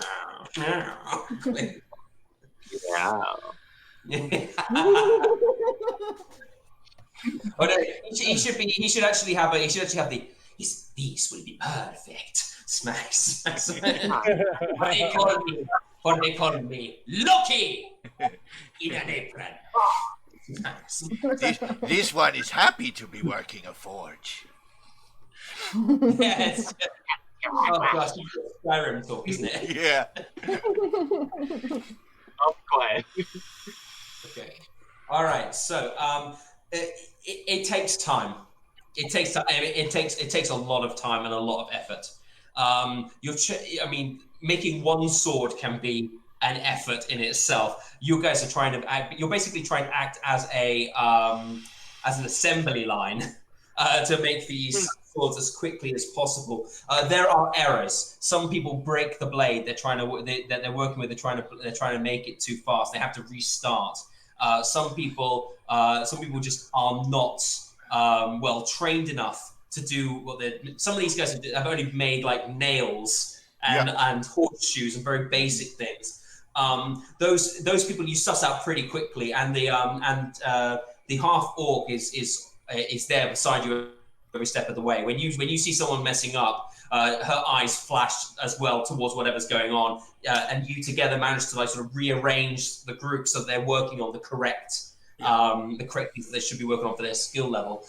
Some of them are just wrapping hilts. The others are just polishing the scabbards and getting them sorted out. It takes probably around about. It's pushing towards midnight. Yeah. It's pushing towards midnight. It's getting close. When the last blade is finished and the last blade is finally finished, the hilt is attached. While I am organising smithing and the work being done, can I also, before everything kind of gets too engrossed in what we're doing, have a look at, just flash over to Pedrick and Otar, and I'll just ask for them if they wouldn't mind looking while we're working. Look around the forge. I want to set up an ambush in this space. Can you guys figure that out while I'm working here? Oh and my I God! won't be quiet. I won't be quiet. Were... I won't be quiet about it, so that I know that. So that it's kind of another one of those things that I'm going to say out loud, so that everybody working can hear that this is not normal business. This is shit's about to go down. While they're oh, go ahead. Sorry, Patrick. Sorry. While they're busy pounding the metal, Pedrick and Celestial is going to, in same beat as the pounding of the metal, offer up a song to Torm and ask him to walk with us in the battle to come and to guide their hands. Okay. You're in someone else's house at the moment. This is Gon's domain, the blacksmith god. You offer up a prayer to Torm. You feel your god's presence, but you also feel another presence. But the burning flame of a forge seems to lick upon the back of your neck, like the fiery heat. You can almost hear the sound of like breathing, like the sound of bellows in your ears. There's not. It doesn't seem like you're actually being given a blessing that fact. But what you can see is you've drawn the attention of the divine to this location, and you can see that actually while all this is happening, the hammers of the apprentices are hitting more surely. There seems to be like what was like almost bewilderment is gone now in the face of like almost hard work. Some of them seem to almost be in trances, like someone has taken their hand and is controlling their hands, and so this actually speeds up the production of what's going on, and that's probably why Rogar is able to hit his target before midnight. It's just it helped. It's not that they haven't worked hard, but it's not that they haven't worked hard, but you've definitely helped the sort of the spirit of the people working with your prayers. Torm himself has not actually answered you. It is that you have drawn the attention of Gond, the smith god, and he has basically helped in the way that he knows how to, which is basically production and creation. Perfect. So Okay. Hearing Rogar's words to set up an ambush, he looks to Otar. And he says, "Well, from what I see, there's one entrance. We should be able to set something up. What do you think?" Otar thinks for a minute, kind of stroking his little beaky chin, and he thinks about it, and he's just like, "Sounds like a sound plan to me, friend." All right, so now we can see. Yay! I would like to say though, just as a small detail, Otar has kind of decided to kind of lend a talent, like to the production line, and has been I kind of wanted to at least, or like if I can, Otar would like kind of wrapping handles, and one or two may not have katana style little wrappings like those cross like things. Just had to happen. Yeah. All right, so after looking around this room, Pedrick looks for an axe or a heavy broadsword. I think you probably would find a few examples of that around. You probably find. I mean, don't forget, you also have an axe. You have the axe of the giant. You have the double-bladed axe of Bogrog. Okay. One of you is carrying a giant double. I can't remember who has it, but one of you is carrying a giant double-bladed axe. That might be, yeah. I mean, that might be me. Let me just have a look. But obviously, all of my equipment will be, probably stashed away somewhere on the side of the room. I do have. I've got Bogrog's great axe, and I have. Let's have a look. In case you want to use them, I've got Bogrog's great axe. I've got one of the cultist scimitars, and I've got 2 spears on me. And also a bit of rope. Yeah, you can take my rope as well if you want. Because what Pedrick is going to do is he's going to go over to where all those barrels are stashed, and he's going to cut into the base of what's holding them so that it's just barely there, and then run a rope around them so that he can pull those out of the way and allow the barrels to release and roll into people coming through the door. Okay. What annoys me is there isn't a mechanical skill. That would be an interesting skill to have. What sort of proficiencies do you have? Tool-wise, or are you proficient with any tools or any building tools, or heavy in insight and athletics. Not so much any tool type stuff, but perception and ability to work things out, kind of a thing. I would say I would like you to take a. It's intellect, really, isn't it? It's the ability to create and build something. What about the intelligence? Just standard intelligence. My intelligence is slightly above average. It's a 13. Yeah, I would say if you're building something mechanical, that would be an intelligence-based test. So I'm going to say, please take an intelligence save to see. Let's see how well you set up this trap. Okay. The basic mechanics are pretty sound. You've got the idea. It's not like it's an incredibly complicated thing to do. However, you can't be entirely sure that the barrels are going to roll the way you want them to with this. So what we'd have to do is, I think, maybe do a random check to see what direction they fly in. He also, he looks over at Otar when he's finished. He says, "What do you think about this?" Right? What is it specifically?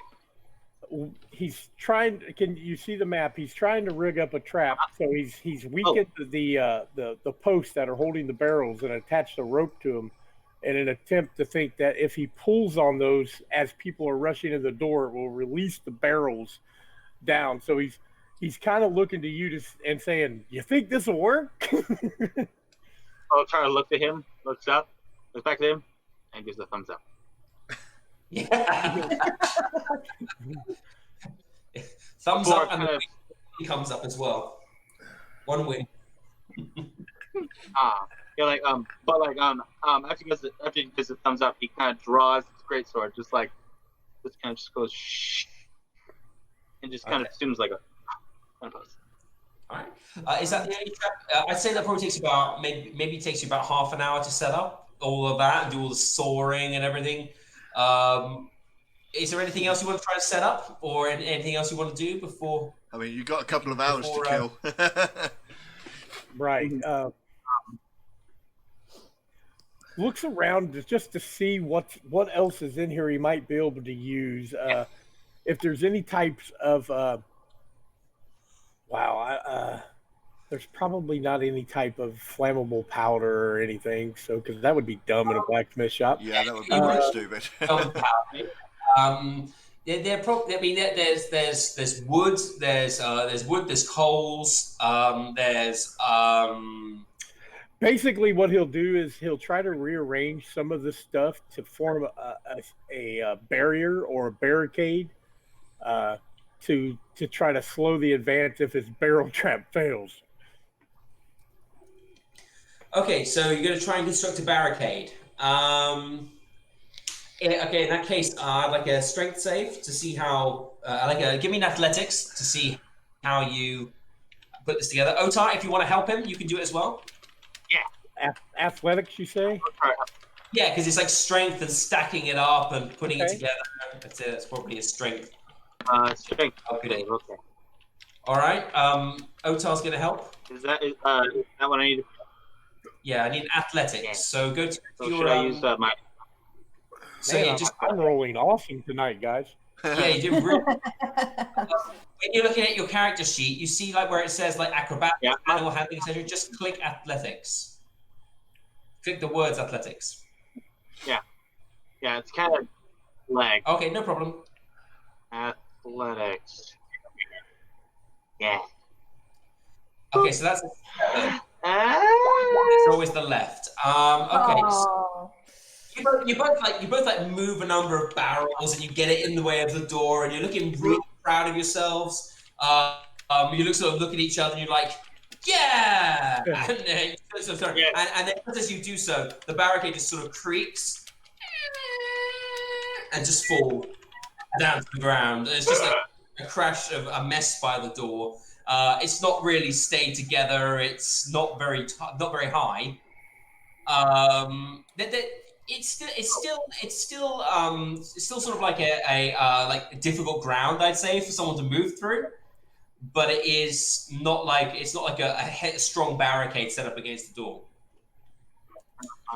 So the goal was just to try to slow them down if they come rushing in. So yeah.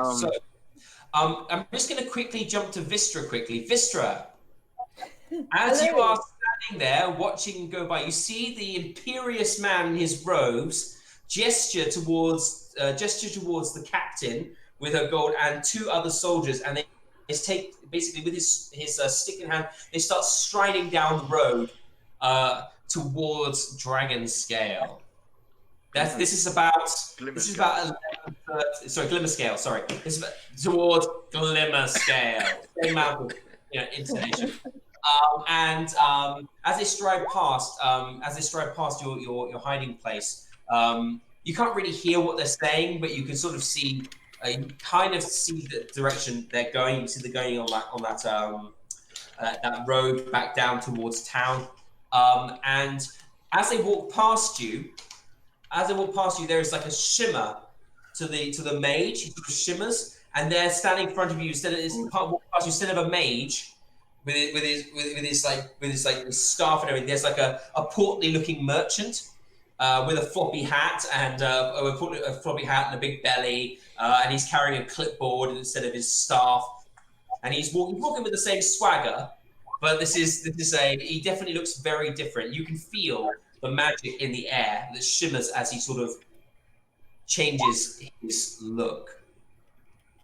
All right, so the mage in the purple cloak that's now gone towards the main captain that has already gone past me there's like a magic around him, and now he's changed into a portly guy with a clipboard, a merchant guy. Yeah, and then the captain and these two other guards start marching down towards Glimmerscale. Perfect. I'm going to keep going towards the entrance of the tower. Okay. All right. There's still a number of guards around. So moving towards the tower, you can see surrounding the base of the tower. There's about 15 guards, and they're sort of camped out around. They seem to be sort of circling the tower, they're looking bored. A lot of them are looking very bored. But they're sort of circling the tower, and every time that they seem to sort of slack off, the other one sort of like hits them, and they sort of look up towards the tower and shiver, and then sort of like keep up with their march. There isn't really there isn't, by looking at it, you can see that this is not these are not amateurs. Okay, their patrols cross each other, so that there are very few in the way of openings. Very few openings in the way of their movements. They all look like they're relatively competent. They're holding their weapons. With surety. And although they are definitely not happy to be walking around the tower, patrolling around it, they are alert and seem to be looking out into the darkness. All right, well, it's dark now, isn't it? In that case, would a cantrip like Silent Image show where I am?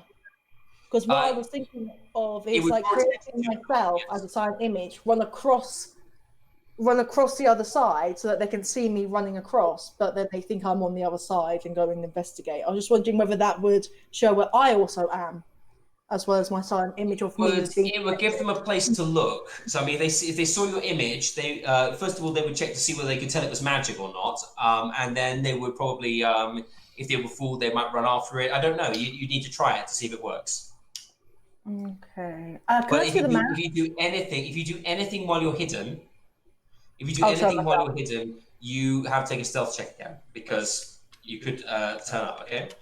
All right. Sorry. I need to actually jump back over to these guys at the moment quickly because just before we make the decision, of course, I forgot Tack has been running back to town. Yes. As fast as his little legs can handle it, and he runs. Basically, he runs back to Rogar's mother's place. He knocks on the door frantically, and like she opens the door and she's like, "Yes, oh, you were with Rogar earlier. I remember seeing you. Yes. Are you looking for him?" He's yes. I really need him. It's really urgent. We got a problem.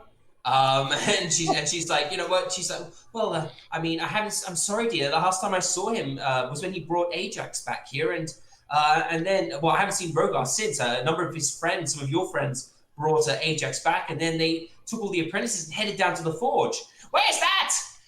It's down sort of toward you got to run through the center of town. You want to get towards the industrial center. You'll notice there's a large building that looks like it's got a swirling flame like a cloud coming into the sky above it. Turn right from that, head along the river and towards the large sort of wooden and mortar sort of stone and mortar building with a giant copper water wheel that seems to be moving. That's Ajax's workshop, and that's where you'll find Rogar. Thanks. And then he's sitting there. He's like, oh God, I gotta go through the center of town. Better to go around. And he like sort of like just. He gets completely and utterly lost. He's looking for like a way to get to you without actually going through the center of town where all the guards know what he looks like. So he's just like he's been doing all these things, and he finally gets to you. It's like 11:30. You like, just as like Otar and Pedrick have gone, yeah, and set up their little thing. There's a little frantic knocking at the door. And he's just you open the door and this little bundle in a cloak sort of tumbles into the room. And he's like on the ground, like big deep breaths, belly. Pedrick puts his hand to his head. Let me down. He's like, what trouble have you ye little ones gotten into now? Yeah, Otar's just staring at him. Trouble? I don't get into trouble, it finds me. True. It's like a speaking arrow. Vistra, stuck. Evil gods trying to kill her. Don't know where she is now. It's been hours since I left her. Hours? It took me hours to find you. How far away is she from where you last saw her? Well, I had to run to your mother's house, Rogar. I had to find that I had to then go around the town because of that incident with that never happened, and and so I had to like keep going, and I got lost. I fell in the river. It's been a hell of a night, and I finally found my way here, and then I trip and roll over what seems to be a broken barrel. And then this giant just grabbed me. Who is he, by the way? The feathery one? I don't know. Okay, you're scary. All right, you're scary, and we'll talk about this in a minute. I do love your feathers, though. Anyway, I am completely and utterly wiped. I did not have to come here, you know. I could have just gone to the tavern. But no, Vistra just had to go and see what was there. Oh! It was all her fault. It was all her fault. She made me go. Did you? These are one of the wee ones we were talking about earlier. They are with us, and if Vistra is in need, he looks back to Rogar. Rogar, I may need to go check on Vistra. Will you be okay here? I don't think so. I think we need to stay here. Vistra, hopefully, will make her way back here. He says, he looks back at Tak and he says, Tak, I understand the situation, but Vistra is a master of hiding. I think she'll be okay for now. I mean, and Rogar will say, I'm sure she's not going to decide to start a fight by herself. That's what you think. And he looks at Tak and he says, Tak looks at you, he's just like, okay, and he just like walks towards that's it. He's done his duty. He's told you that I'm going to tell Tak that we're expecting some company in any minute. So find somewhere to hide and be helpful. And Pedrick says, before you hide, Tak, look at this trap I've set up. Any advice? He looks at you and he's like, yes, I can see it. He's talking to you like a child. He's like, yes, that's great. Now why don't you go over here and play with these sharp, shiny things? And I'm gonna let Tak do a little check as well to see if he figures out. Let me just bring him into the right. There we go. So Tak's sort of like walking around. Okay, so he's gonna be in the corner anyway. I'm gonna let Tak do a little check to see whether he can make something a bit nicer. I'm gonna let him use his thieves' tools for that because he is a thief, and so he probably knows how to set things up with that. He's got proficiency with his thieves' tools. Let's see if I can set this up. His proficiency is dexterity, and let's see what he does with this then. So, dexterity, does he make anything decent? Yes! He really does. So, he basically Blue Peters the hell out of this, right? He's got like bits of like metal and shavings coming off there. He's like put it together with rope and string. And what was before like this mass on the floor is now like this very well hidden, almost like spike trap, like that is like attached like part of the cobblestone.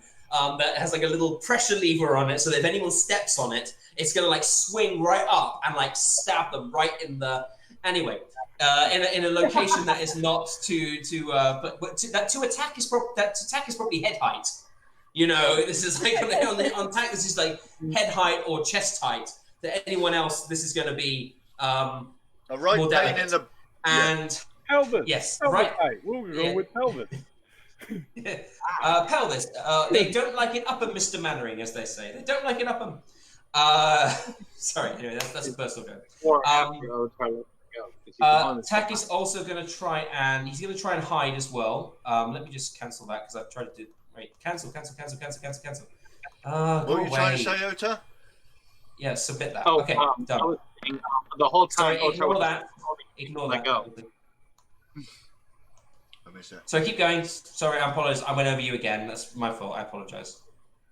It's okay. I was just saying, the whole time, like Otar was still holding him. He hasn't let him go. Yeah, the whole time he's dangling from his little cape, and he's just like doing all this on the floor. Rogar will come over. Will call over. Otar, don't. He's with us. Don't worry about him. Just keep your valuables locked away. Okay, well, he doesn't hide particularly well. He's a bit exhausted, a bit red-faced, but he does manage to get into a little corner, ready to go. And Pedrick mumbles something like, when he's talking to him like a child, I'm a man of God, not an inquisitioner. What do you expect? You're a man of Torm. You're a man of Torm. Right. Okay, so it's coming up. I'd say it's probably coming up to midnight at this point. It takes Tack about maybe half an hour to Blue Peter your trap into something decent, and he's kind of poorly hidden in the corner. He's not doing particularly a good job. He's sort of still huffing and puffing, and he's mumbling under his breath and groaning to himself. He's checking his pockets to make sure he's got everything that he left with.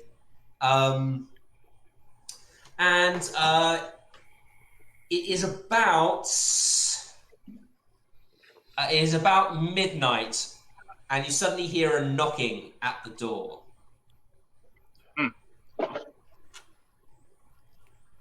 Stands up ready. Ajax! Master Ajax, we've come to collect our order. And I'll Rogar will say to everyone, see if you can find somewhere to hide. Pedrick almost chuckles out loud at the word hide. What do you want to do about the 20 apprentices? Like the 16. There's like about 10 apprentices around. Is there a back door? Can they get out the back door? There looks like there's a back room with a wall there. We could arm them and hide them back there. That's not really a back room. It's more. That's actually like a beam over it. But yes, you can probably hide sort of in the other end if you want to. Move them out. Yeah, I'll tell them to get back as far away from the door as you can, and don't get into any situations that you don't feel you can handle, because this is about to get dangerous. Okay. Pedrick will stand over here holding his rope in one hand and pull his mace in his other. Actually, do we want to grab... Are you preparing? I think Otar can fit in this little tiny... Rogar will grab himself on the map as well. I never can remember how to do that. Just click on your token where from your journal, and then just drag your picture onto the map. Just click and drag, and then release. Oh, thank you. Okay. I will be kind of sitting here, I think. Does that work? Yep, I can see you just there. Yep. Here we go. Yeah, he'll be sitting right there. Okay. Yeah, he'll be sitting right there, just like... All right. So, I think you. I need Pedrick. I need you to take a stealth check, and you as well. Yeah. You as well, Otar. See how you hide. So that's. Let's see if stealth is even something on his character sheet, because we know how stealthy he is. Stealth check. Well, you check right this. Okay. So that's the 13 for Pedrick. All right. And what about you, Otar? Working on it. Okay, no problem. My thing's being a little laggy. It's okay. Bloody thing. Yeah, don't worry, we all know about lag with us. Yeah. It's not like letting me kind of get out of the thing. Do you want to try and refresh the Roll20 page and see if that helps you out at all? Yeah, it can help. I can try. Wait, hang on. Okay. I can try something. Give me a second. Okay. While he's doing that, DM, is there any way that the door can be opened where Rogar doesn't have to be stood right up to the door to open it? can Tack do it without breaking cover, or? I mean, I kind of want Rogar to kind of just stay stood in the middle of the room. He's not trying to hide or anything, but How about just saying, "Come in"? You could just say come in. Say come in. Actually, first of all, I need to give Vistra a character. So 1 second. I'm going to show this. Wait a minute. Edits. Save changes. There we go. And I need to give this to you. So Vistra, since you're not here, Okay. you are going to be playing a character for me, and I'm going to just see if I can. Wait, don't do that. I have to see if I can change it so you can do it. So wait a minute. So I have Bentoneth, the half orc. yes, Is going to be joining you in this. As soon as I can find her, what I did with her, there she is. Bentoneth is gonna. I need to move it down to the character section. 1 second, and I need to make it so that you can use her. Bio, I need to edit. And she is. Who can use her? Can be edited and controlled by Vistra. is your character sheet working now, Ota? Should work. Oh, okay, yeah, it's working now. Excellent. Yay! Okay, cool. So, Vistra, can you? If I put her on, can you move her? If I put her on quickly. Just let me know when it's on. Okay, so she should be on now. Can you move her and can you open her up to use her? I still don't see anything click, right now. Not I dexterity. still see my 3 things: my secret note, my starting note, and my character. I don't see any other characters. I might need to refresh. There should be an orc in the center of the screen. I think he wants you to click the icon. Oh, click on the icon and move it. You should be able to move her and control her. Yeah. Yep. Okay. So if you double click her, you should be able to open a character sheet. Double clicking? No, hang on. No, it just brings up edit token, bar 1, bar 2, like for the health and stuff. Okay, wait a minute. Controlled by. Wait a minute.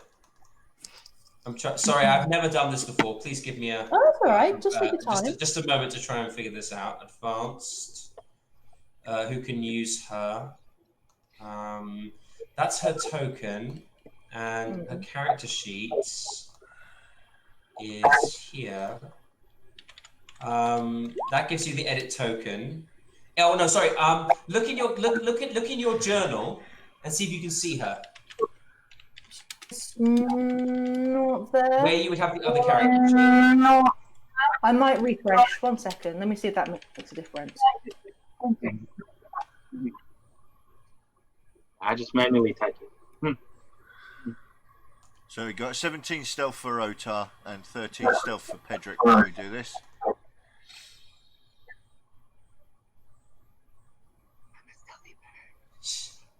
Sorry about this, guys. I haven't done this before. This is my first time giving a character to someone else. I don't have the character still.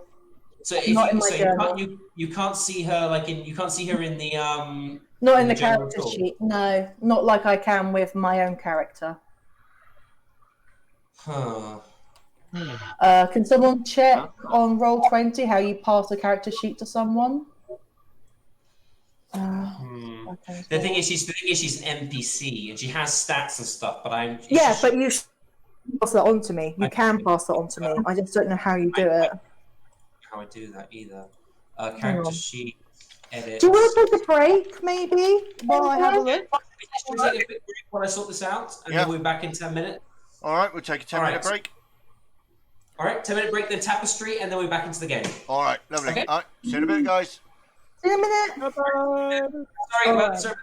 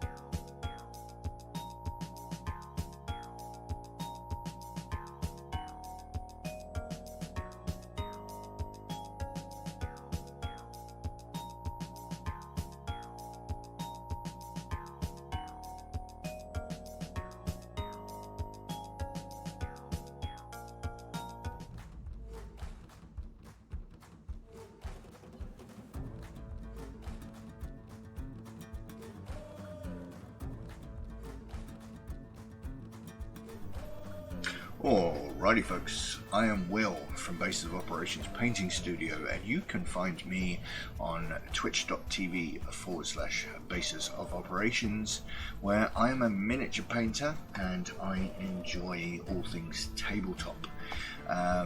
You can also find me around the internet on various other social medias, Facebook, Twitter, Instagram. Just search for Bases of Operations and you should be able to find me. In this campaign I play Rogar, the Red Dragonborn fighter, who is a particularly moral character. He likes to see law and order in effect, and he likes to hold himself up to a high standard of behaviour.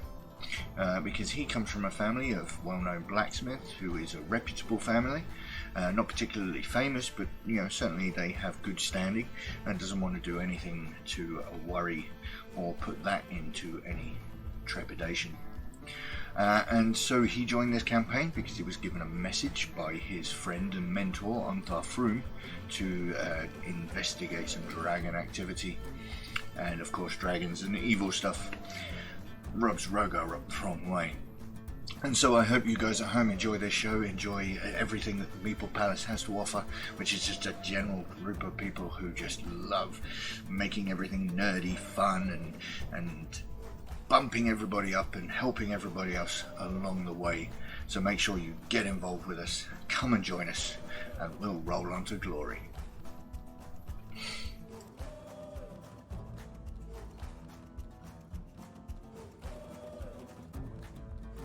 It's Kevin. Hello, my name's Kevin, also known as Kellum. I am not a streamer, however I do enjoy hanging out with the talented people that play this D&D game with us. I am playing a character by the name of Pedrick Strombrig. He is a cleric. He is also a war cleric, which he has specialized in. He has spent most of his time his young adulthood being trained to fight wars and keep people alive, and tactics, and if A happens you do B, and if C happens you do D. But he's quickly learning that battles don't always turn out A and B and C and D, so he's trying to learn to adapt to these situations, and his main goal is just to keep his compadres that are with him up and moving and fighting and keeping on task. Pedrick came into the group because of a call went out from the city that was under siege to his local group that for help, and his leader of this of the training area asked him to seek out a group that was already engaged in trying to find out what was going on with the enemy and such and so forth. So he set out to find this group, and luckily just kind of happened upon them. And ever since then, we've just been going for it. Love this group. Love hanging out with these people. Hi everyone, my name is Point1985. I'm a variety caster. Not been streaming too much lately, but I'm planning on getting back into it. I'll be playing Tech Greenmore for you today, or these coming weeks. I'm a halfling rogue. I was born with the halflings, obviously, but then stolen away as a kid by a goblin woman named Wriggler. She lost her own son, and she needed a new one, I guess. He's been living with her for 15 years underground, never been topside. That's when the dwarves came. They killed every goblin they saw and saved Tak. He lived with the dwarves for a couple of years, then set out to find his family. He didn't find his family. He actually had to steal to get money and food, and then Finlos, this old rogue, caught him stealing an amulet. Instead of turning him in, he trained him to be a proper rogue and be a bit more righteous in his ways. After Finlos died, he was an old man. He just died. He set out to find his family again, but Finlos told him to check out this cave. One last thing he wanted, so he did it. That's where he found the party. That's where I am right now. I hope you'll enjoy my character and how I play it. Thank you. Hi there, I'm Tonya, or Missy T TV. I'm a Twitch variety streamer, and as the name suggests, I do different things like video games and knitting and miniature painting and writing and all that jazz. It's just really fun to share with people. My character is called Vistra, and she is a mountain dwarf rogue who doesn't like water. And before she became a rogue, she was a standard middle-aged dwarf, interested in masonry, pretty good at her job, that sort of thing. Then something serious happened, and it made her fall into the world of rogues, because instead of wanting to continue, having love and relationships with people, she decided that, it wasn't good for her, and she wanted to fill her heart with treasure and things like that instead. And so, yeah, on the surface she's quite jolly and confident and has a lot of bravado, but on the inside she's quite vulnerable. And now that she's a rogue, she's not really, she's not great at it, she's not natural at it, but she is getting better. And and something that she wants to accomplish in this story, I believe, is that on the surface she wants to find some really huge amount of treasure that's really noteworthy, that she can be proud of herself for finding and having, but deep down I think she wants to be able to allow people into her heart again, because when she fell into being a rogue, she started to push people that she used to know away. But then I think deep down, she wants to be able to, have relationships with friends again and things like that. She joined the party because a character called Leosin had sent her a message basically asking for her help, and he had previously saved Vistra's life from drowning, and so he was looking at her to return the favour.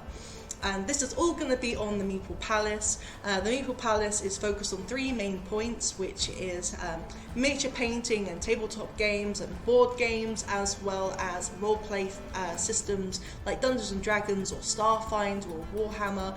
We've already got a really lovely group of people, and we're really happy with that. But there's always room for more people, more players, more painters. So if that's something you're interested in, you are more than welcome. It doesn't matter if you're inexperienced or you've been painting or playing for years.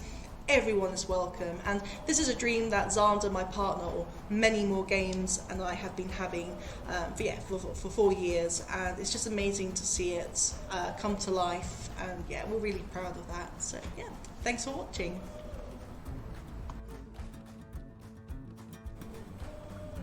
Welcome to Faerun, the realm of swords and sorcery, and the setting for our Dungeons and Dragons campaign.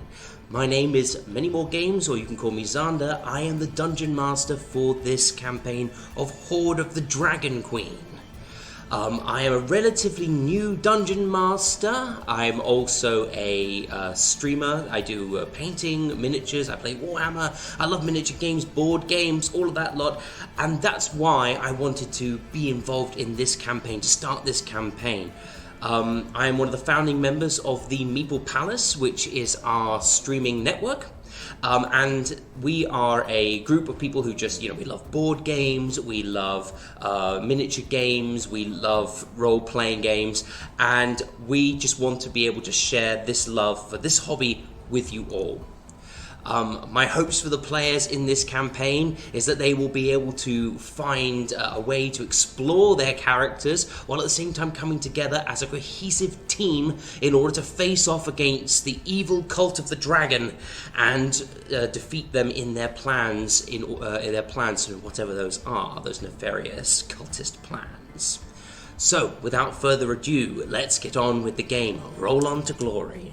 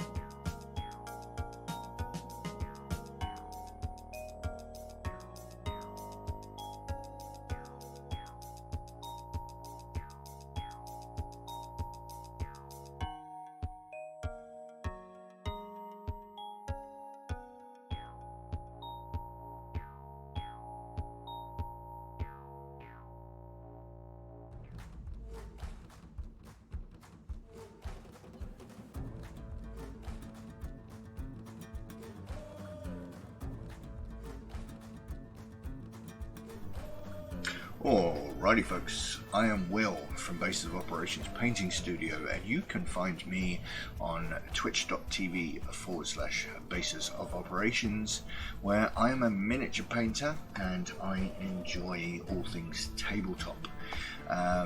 You can also find me around the internet on various other social medias, Facebook, Twitter, Instagram. Just search for Bases of Operations and you should be able to find me. In this campaign I play Rogar, the Red Dragonborn fighter, who is a particularly moral character. He likes to see law and order in effect, and he likes to hold himself up to a high standard of behaviour. Because he comes from a family of well-known blacksmiths, who is a reputable family, not particularly famous, but certainly they have good standing, and doesn't want to do anything to worry or put that into any trepidation. And so he joined this campaign because he was given a message by his friend and mentor Antar Froome to investigate some dragon activity, and of course dragons and evil stuff rubs Rogar up the wrong way. And so I hope you guys at home enjoy this show, enjoy everything that the Meeple Palace has to offer, which is just a general group of people who just love making everything nerdy, fun, and bumping everybody up and helping everybody else along the way. So make sure you get involved with us, come and join us, and we'll roll on to glory.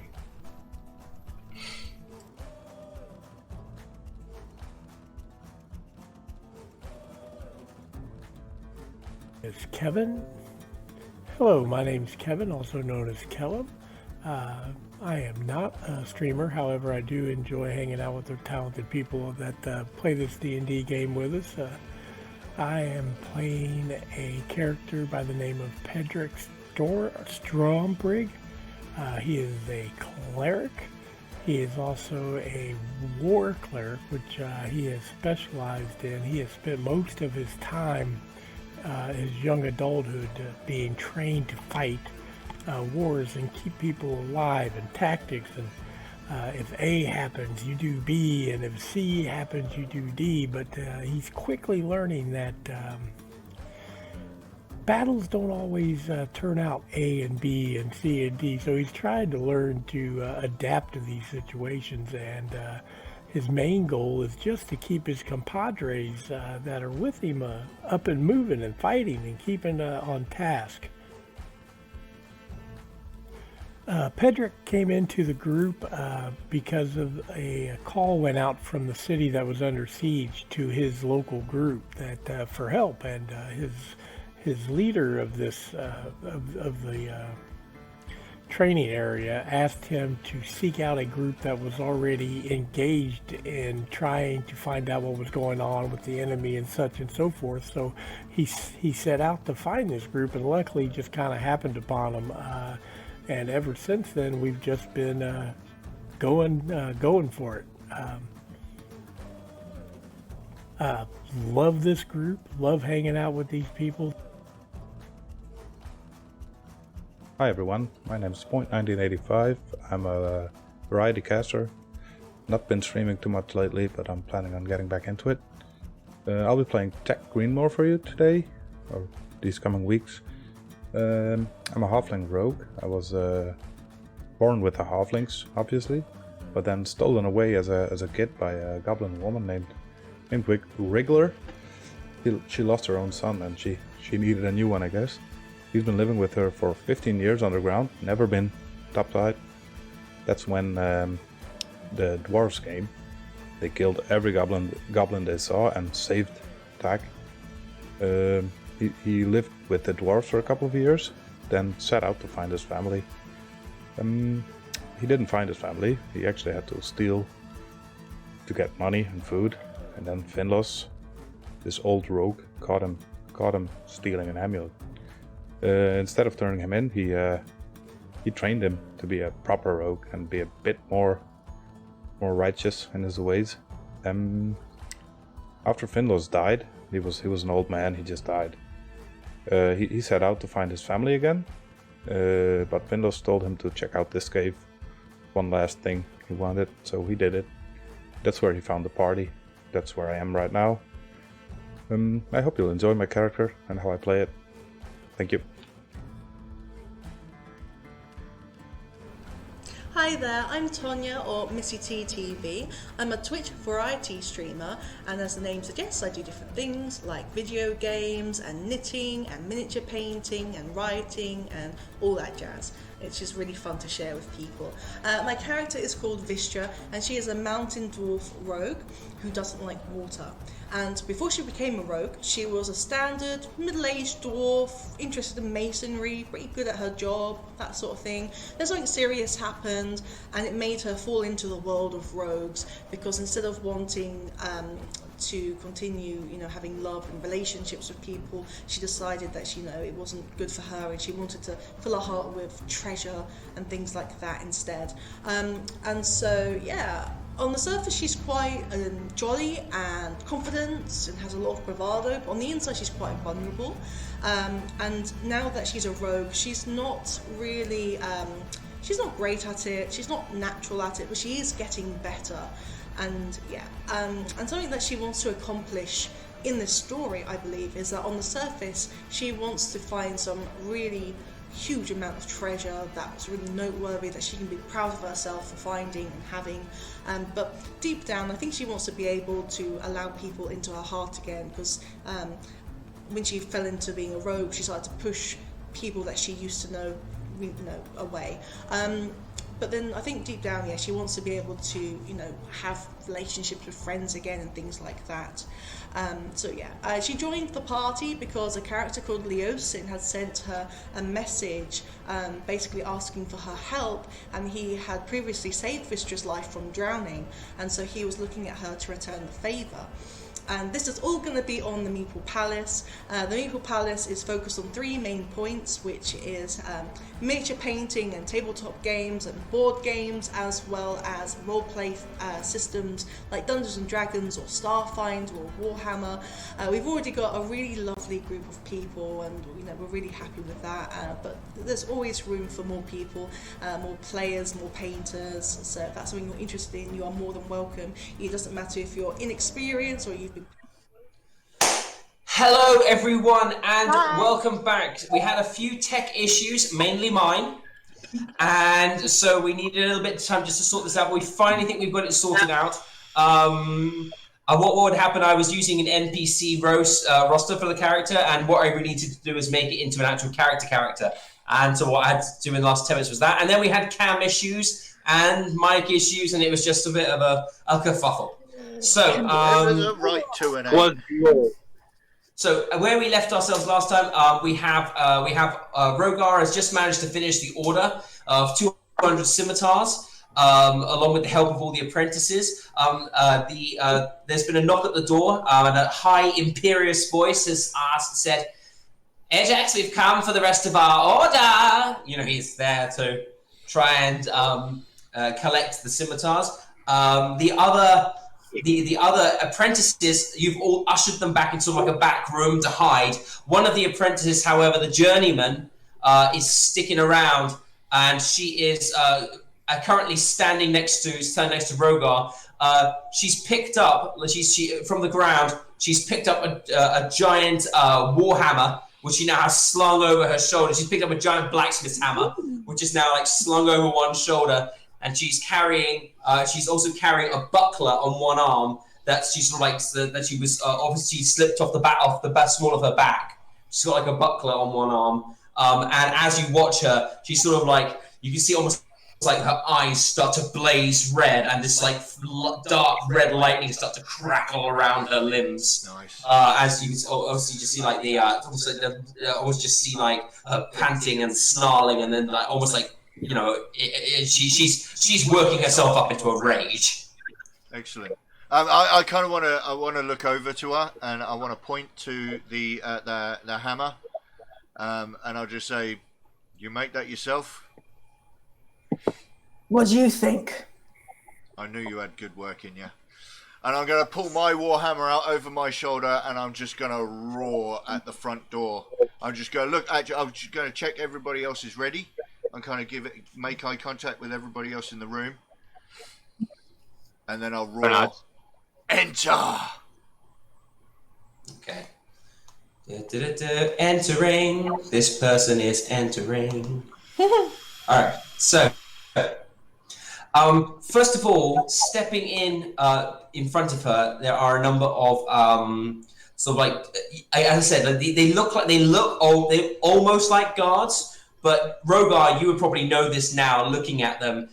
Something's not right. You know, the clothing is not right. It's not properly right. You know that the armor should normally be fitted properly. In fact, you know that it would normally be exactly the right size for the wearer, because your father sometimes does work for the guards.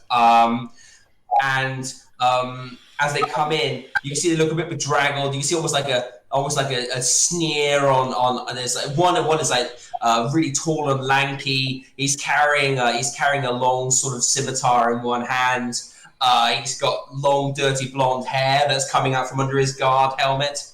The other one is also a human. This one is quite beefy, quite big. He's carrying a scimitar. He's got a large, bristly black beard, and the one behind is actually a really short woman. She's about just about 5 feet, maybe slightly under 5 feet tall. But she's wearing the outfit of a guard captain. This again does not look quite right on her. It's ill-fitting, and you can see the blood stains that are soaked into the tunic.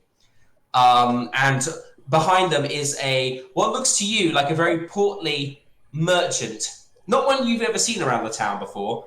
And Otar, you wouldn't recognize this man as anybody that you saw in your merchant train caravan. Doesn't look like any of the people there. You don't know enough about your town to know whether this person is a local or not. Sorry, DM, wasn't that portly guy merchant the one that was in the car with Ota at the start, and he had the two beefy guys on either side of him? I thought that was the same. No, that was no. That was the little pompous captain. That wasn't that. Oh, okay. Which is the merchant. Okay, so let's bring these guys onto the right there. Okay, so they step through, and they step through, and they're sort of like standing around. Two of them, sort of like the two guards, look like they're about to spread out. I just need to check. He comes in, and he's like, first thing he does, he sees like a large red dragonborn. Are you like in view, or are you standing behind something? No, I'm right in the center of the room. They can see me. Okay, so he sees a large red dragonborn. You're a bit taller than your father. Your father's about 6'8". You're like pushing the 7 foot, and you're taller than he is. But in the dim light of the forge, it's probably not too difficult for him to like mistake one dragonborn for another dragonborn. He looks towards you and he goes, "Hey, Jax, I see you're still in your feet. Good. We have more orders for you."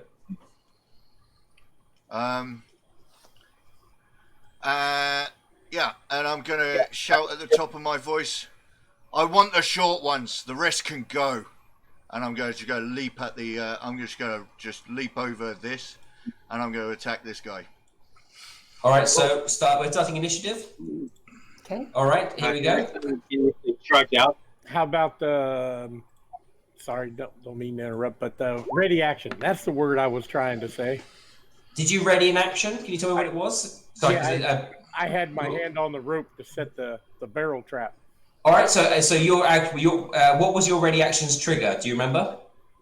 No, I just said I had pulled the rope in one hand and mace in the other, ready to spring the trap. So okay, if you are going to ready in action, you have to say something like, "When someone steps through the door, I will then pull the rope." It needs to be very specific. Yeah, when you did that, Pedrick, I typed in the chat. Remember, if you bring out a weapon, to say what you're preparing specifically. Oh, I didn't say it. No, my bad.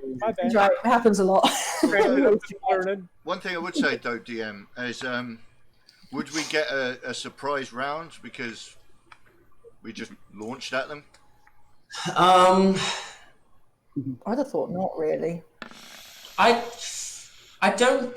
I'll tell you what. I'll roll initiative. If any of them roll a natural 1, then I will give you a surprise round. Okay? Like if any of them roll a 1, I'll give you a surprise round.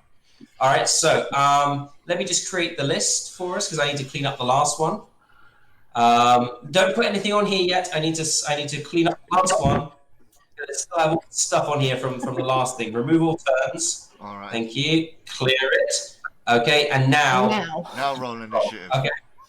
All Now right. roll initiative. And Okay. Otar, before you do, make sure you click your character token before you roll initiative.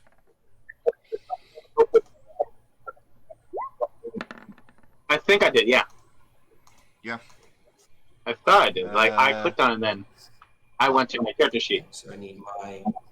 We work? Are you on the turn? Is your token there? It hasn't rolled yet. There, you might have to do it again, honey. Oh. You have to actually click the token before you roll, or it doesn't register. Yeah. There we go. Oh. There you are. Like You're that? on there now. 15. There we go. Yep. Woohoo! Awesome. Can I say that, like, as Rogar kind of jumped over, like, that, like, Otar would have took that cue to just kind of go, like, charge out, or what do I you think? think that's pretty much what the initiative roll was. Was your reaction into combat. So I think. Yeah. Okay, yeah. I've just gone. That's a really stupid. 1 second. Reset my zoom. Don't zoom out on me, stupid touchpad.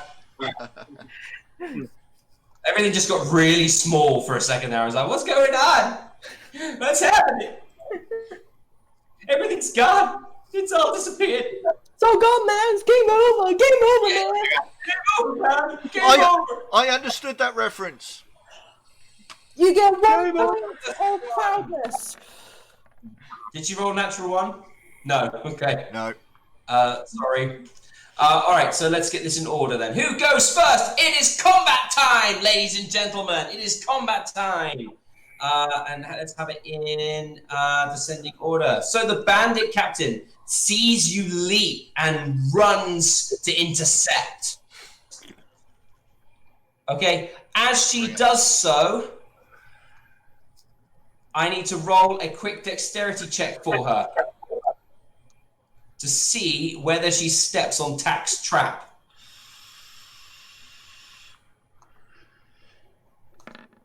Oh, come on. She basically, she notices just as she's stepping forward this rather weirdly discolored stone, and she does this spinning leap into the air, just sideways spin over it, and land, as she does so, pulling her axes from her back, and she becomes this spinning whirlwind, and she starts to slash away at you. So she's going to attack you. She's on normal. She's got not axes. She's got 2 scimitars on her back. Yep. So she's going to attack you 3 times. Bring it. Huh. Wait, so my last initiative, or where am I, basically? You're in the middle. Bat in the middle. Yeah. 13. And I will riposte. Okay. And I'll say this beforehand, so that you know that if ever I'm hitting, because I don't know how much health they are, if ever I'm hitting the bandit captain or the merchant guy, It's the captain. yeah. So basically, for this fight, if ever I'm hitting either one of those two, I'm going to be doing non-lethal damage. So I'm aiming for legs and break. All right, so you're trying to knock him out. All right. Yeah, I need to just continue. I just continue rolling her attacks because she's basically doing this all at once. Yep. Because that's what you do with the attack rolls. Just see if any of them hit you. Yep. 17 misses. Yep. And she daggers you And for misses. 13. Now all of her attacks misses. Basically, she becomes this spinning blur, but it's just like bouncing off your armor, and you riposte Yep. against her. Basically, you just go ha and With a knock natural into the 20. air with a natural 20 with your hammer. Just smash her arms to the side. Oh yeah. So I'm going to roll damage for that. Plus And then my 1d8. plus your 1d8. So it's 13, 14, 15. Oh, plus another 8. Wow. Nice. So you did 23 damage to her. All right. That hurt. And of course, I don't know how much health they've got, but obviously, like I said, it's all. I'm breaking legs and arms and. Yeah, so you go non-lethal on her. Yep, on that All one. right. Getting text. Okay, so she's taken 23 damage. She's still on her feet. Well, not literally. She's like her arms, like she throws them back, and she's you can see discoloration and bruises start to appear on her arms, like and there's sort of bits of like blood flecks coming out of her arms. That basically is a sign of your hammer is caught and scratched up the inside of her arms as well. You land one massive blow to her center mass, and she just like staggers back. In fact, I'm going to stagger her. I'm going to say that she did that spinning leap. I'm going to give her a dex check, see whether she actually falls prone with that, because although it was freaking cool, she was in midair kind of when you struck her. So let's see if she falls. No, she manages to stagger and right herself up. If she'd rolled one less, I would have had her fall over. But she basically she manages to just sort of like stagger back, land on her feet. Scimitars held in front of her, but she's definitely felt that blow. The next person to go is actually Rogar with his actual turn. Yeah. And now I'm going to following up. Yeah. And and I'm just going to say nobody messes with Ajax boy. And I will throw a a feigning attack at her to give myself advantage, and then I will roll. Roll again. Yeah, fair enough. I don't think a 13 will hit, will it? Let me just quickly check. I've got to put Tack on. Tack is actually 23. He should have gone first. Fair enough. But so I'm going to move him up for the. I'm going to move him. Yeah, he's hiding. He'll go before the captain goes again. But basically, he was sort of like he was so tired after his run. He fell asleep. Yep. He was having a little snooze. And he was like, "You all broken?" He's like, "What's going on? What's going on?" So I'm woken up now, and he's getting ready to fight. Rogar, what was that? That was a 13, you say? Yeah. Okay, so that is a. Let me check her armor. That is a miss. Yeah, unfortunately. With advantage, I rolled both the same. That's ridiculous. Yeah, you roll with a follow up to go, but then she crosses the scimitars in front of herself and just throws your hammer back. Fine. Next person to go is the other bandit. So this bandit here is going to run forward, and he probably sees Rogar. So he sees like a really angry looking orc, like running to or half orc, so like getting ready to run at him. So he's going to run forward as well. He's going to have to take a dexterity check to see whether he falls on the trap that was in front of the door. So quickly, bandit, dex check. He rolls a 6. So he charges forward, and as he steps, this trap comes right up and basically goes doing and like smacks him right in the groin. He's going to take 1d6 plus 3 damage from that.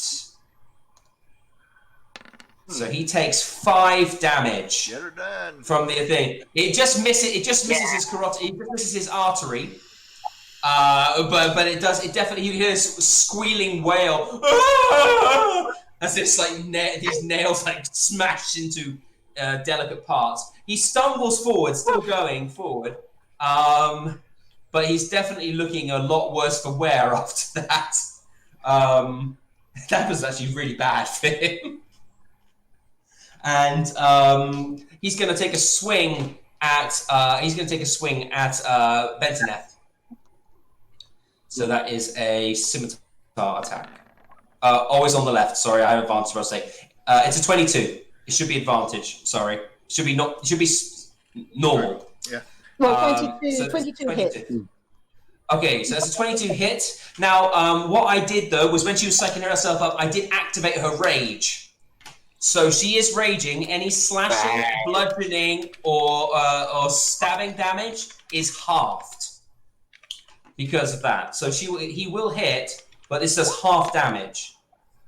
Okay. Why is it doing +4? You also get a +2 to do. Yeah, she get Why is it +2 getting extra? +2 for raging. Yeah, +2. Is it +2 AC? Yeah, like on top. Oh, +2 damage. +2 damage. Yeah. Well, no, like So. Yeah. Like when you rage, you Yeah, I don't know why this is doing like extra damage. I'm just assuming that I'm going to take the first one, which is 1d6 plus 1, so it's 3 damage. So 3 damage, which is halved and rounded down to 1. So he basically scratches you. He basically gives you a little scratch down your arm, and he just looks up to you, this like orc, this half orc with this massive hammer just bearing down on him. I don't know why. I'll fix him in a second. The next bandit is going to run towards Pedrick. Pedrick, you tried to hide, didn't you? Yeah. So let's see if he actually notices you. Otherwise, he'll probably just run towards the person he sees. His passive perception is 10, so he wouldn't see you. I think you rolled higher than a 10, like a 12 or something, didn't you? It was a 12. Yeah, so he doesn't see you. He's just going to run up to engage with Rogar. Bring it. And that is the bandit. He has 1 attack. It's normal. I don't know why it did so much extra damage last time. Did you roll a natural? He rolls a natural 20. He rolled a natural 20 this time. 23. That's probably why it did the extra damage. But yeah, that hits. Okay, so that is 11 points of damage to you, Rogar. It's fine. Cool. Okay, and that is all he can do. So it's Otar's turn. All right. Otar, seeing that this bandit is attacking the fair yet strong half orc, he raises his greatsword up and he's going to kind of charge and kind of a underhouse strike. Okay. Like motion. Yeah. All right.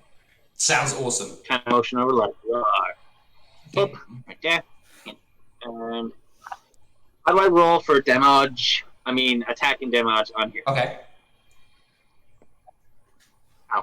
How So you charge him with this underarm strike, this great sword just spinning up into the air. So how to roll it is click the weapon. You should have a weapon equipped. So you click the weapon, and it will roll that, and then you click. If it hits, you can click underneath that in the chat. It will roll damage for you as well.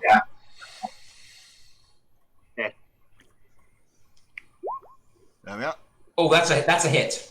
There we are. That's a definite hit. You just you watch as your sword starts to carve into this guy. Press the word great sword. See how much damage it does. Yeah. In the chat. Yeah. Yep. In the chat, great sword. There we are. Oh. 11. How do you want to kill him?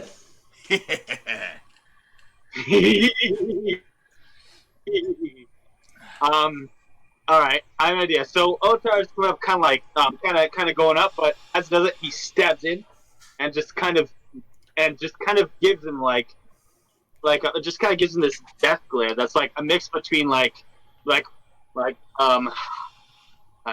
to think how to say it, it was like something in Japanese basically says like as he then.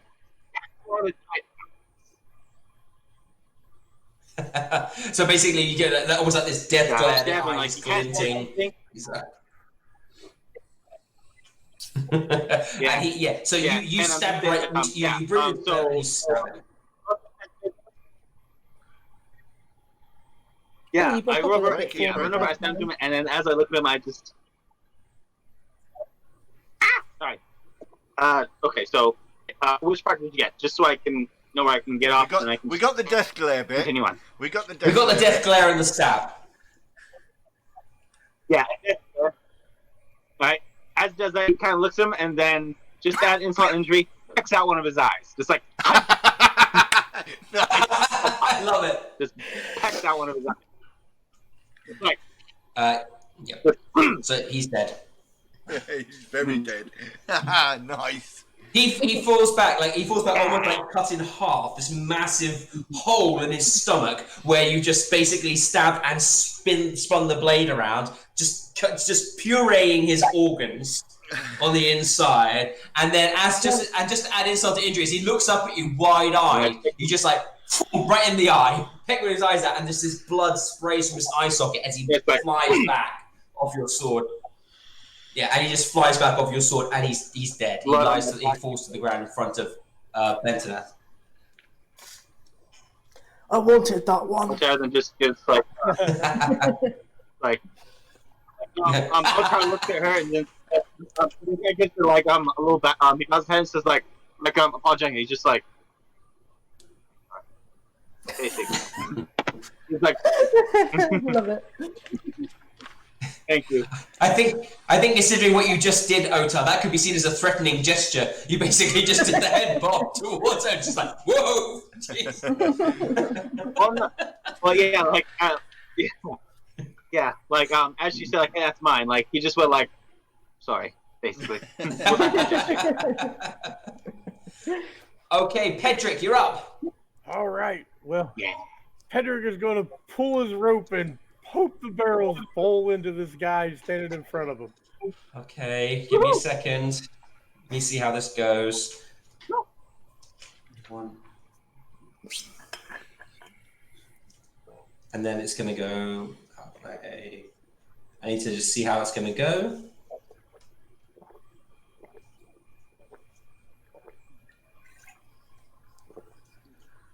And also, okay, let's just see how this works.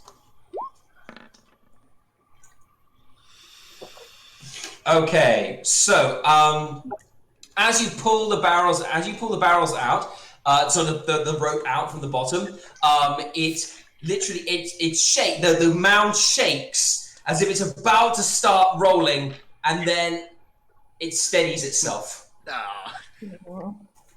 I have my thing here, so I've got like which direction it goes in depending on how he rolls. If you rolled a 4 to 6, it would have landed on top of you, Pedrick. I figured there was a chance of that. But I wanted to make sure, because basically you rolled a 6 to set it up. So I was just checking to see whether you actually, which way it would go randomly. So yeah, unfortunately nothing happens. That counts as your action, I'm afraid, Pedrick. Would you like to do anything else? I will move. Kick the barrel. Into the barrel. I would say I would just get mad and hit the dang barrel with my mace, but I don't have an action.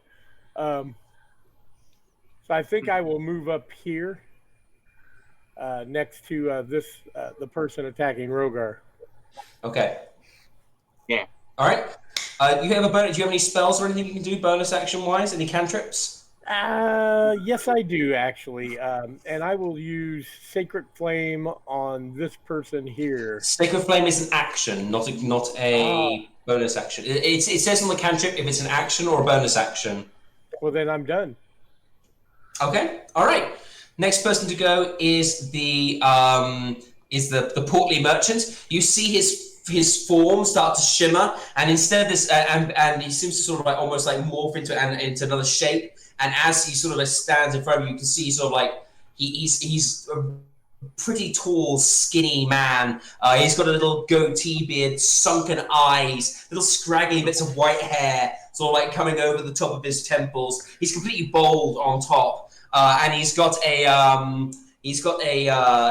like dark robes covered in skull motifs. The sort of dark purple, not the same as the wearer of purple robes. It's more like a sort of a darker, deeper purple, and he sort of gestures at you and he says, "Ajax, you are a fool to defy us." He hasn't quite figured out you're not Ajax yet, so he's like, "You're a fool to defy us, Ajax, bringing these mercenaries here." And so he is going to, what's he going to do? He is going to cast Mercenary. Fireball. What? And he's going to probably cast it at. Oh no, he when he cast Fireball, he's actually going to cast. No, he's a mage. He's probably going to cast Mage Armor on himself first, and you sort of see. So he casts Mage Armor on himself. This is basically, you see like these spectral bones start to come out of the ground. They sort of like plate all over his arm, or all over his body, and he looks like he's almost wearing like a suit of like living bone that covers his body, and it's visor made of bone, like almost like a zombie's like sort of mask that comes down over his face. So he's casting Mage Armor on himself. And he's also, does he have any bonus actions he can do? Nope, I believe not. So that is, yep, that's that. So that will be his turn. And the next one is Bentoneth. Okay, so Bentoneth is probably going to move towards the guy that's just changed because she doesn't like the fact that he's done that. So she will move to him. I've been looking at the character sheet you gave me. Yeah. So I believe what she would like to do is she would like to. No, I've seen that one. Hang on. This is a bit new for me. I can do a frenzy, but I can also do an extra attack. Right? Yeah, An extra attack is beginning at 5th level. You can attack twice of once, and frenzy is I can go into a rage. Yeah, so you're already. You were already in a rage because I already put you in rage before it started. The frenzy will give you an extra attack on every round after your frenzy starts. So you can go into a frenzy this round as a bonus action, and then every round thereafter you can then make basically 3 attacks per round. Perfect. That's what I want to do, and I'll also draw my Warhammer 2-handed because it's got more dice. So yeah. Oh, you have a shield. Carrying a shield. If you use your Warhammer, you're going to be some less. You're going to have less armor to save. Your armor will go down to 13. That's fine. I don't care. I'll do that. So I've got to 13. Okay, so I will basically hit 3 times then. So Twice this round. Twice. It'll be twice this round. So it's an 8. So that's a miss. Okay. Second time. Am I meant to have advantage on? No. Oh, okay. Oh, are you attacking recklessly? I'm doing frenzy. I'm not doing. I need to click on advantage toggle. That's why. All right. So let me do it again. I'm only doing frenzy. I'm not doing reckless. Okay, just frenzy. All right. Unfortunately, both blows hit her. It basically hits his hit his bone armor, and although you can see some cracks and splinters appearing on his armor, they just bounce off. Okay, so the last thing I could do is move, but if I move, they're going to have an ability to attack. He will get to attack you, yeah. So what I'll do is I'm just going to move. I'm going to move. I'm not going to leave combat. Oh, no, if I move, I'll give him advantage. I'm going to risk it, and I'm going to give Rogar advantage on flanking. So I'm going to move. So that's okay. You can move there because you haven't left his combat zone. Exactly. But you are now in combat with 2 of them, so they have advantage against you now. Yeah, but I was flanking, so that was the. Although actually, if I remember correctly, because you're flanking each other, it can cancel itself out because you can't gain advantage while you're being flanked, and you can't flank someone while you are in flank. So it kind of cancels itself out in that respect. Well, I'll say where I am. Rogar can get advantage. You can't. No, I know I wouldn't. I wanted to give Rogar an advantage. Yeah, you can go there. Yeah, that's fine. Perfect. So that's my turn then. All right, and it's then Tak's turn. Tak is going to take a shot. He's going to take a shot at the bandit that is next to. Basically, he seems like he's crowding in Rogar, so he's going to take a shot at the bandit. He's technically hidden, so he'll have advantage on this shot. At the moment, nobody knew he was there. He rolled a 12, and they all have passive perception 10. So let's give him. I'm going to give him advantage, and he's going to do a shot with his little bow, his short bow. Oh, and he has sneak attack damage on this. Yeah. Yes, it does. So that's a hit on him, and he has sneak attack damage. He's going to roll. So that does 20 damage. Rogar, you're standing there as this. You see like this other guy come towards you. All right, you're gonna pay up, and then suddenly his head just vanishes, and this arrow flies through it, and his head blows like a melon. He uses a broad bodkin, broad-faced bodkin, just right through his head. His head splits and blows, and he just falls forward. What's my passive perception? Let me just have a quick look at this. The captain goes next. My passive perception is 10 as well, but I'm just going to give a little salute and a nod in the direction that arrow came from. Yeah, well, you told him to go there, so you probably Oh, yeah, know I probably he's know around something, somewhere. Yep. Thank you very much. Okay, so she is going to probably try and attack Rogar again. Oh, he's dead. Sorry, let me delete you. This has gone south very quickly for these guys. Yeah, she's engaged with Rogar, so she's not going to attack anyone else. She gets 3 attacks. 2 attacks with her. That's a multi-attack thing, so she's going to get 1 attack against you. Nope. Misses. Riposting? I will do. Just do the rest of them. Okay, and Nope. the dagger attack. Nope. She just can't catch a break, can she? She's like, ah! She's just like slashing away at you, and she just can't hit you. You're just basically just batting side of her. That should not be with advantage. But that was That's a 12. a hit. Oh, that's a 12. That's That's a 12. miss. It missed. Yep. Oh no! Excuse me. Oh no. No. Okay, so that's that's him done. It's Rogar's turn now. Yep. So I am going to fainting attack to give myself advantage. You already have advantage. Oh well. Okay. I'll just do it with straight advantage rather than fainting attack it then. 18. Okay. 18 is a hit. Lovely. That'll do. 12. Okay, so damage. you basically go like this to sort of like to hit her. She raises her sword. You spin the hammer around in your other arm, and you just smack her from the left as opposed to the right. Yeah. Hopefully knocking her out. 12 damage. Whew. She is not yet down, I'm afraid. All right. Well, she takes a blow. She rolls sort of to the side, and she is looking very bad right now. She's holding her side with one hand, and she's looking at you, this death glare. But that's it. Well, I will action surge and give her a goading attack. So I'll use my last. You can't use goading attack because you can only use 1 dice around, if I remember correctly. Let's have a quick look. But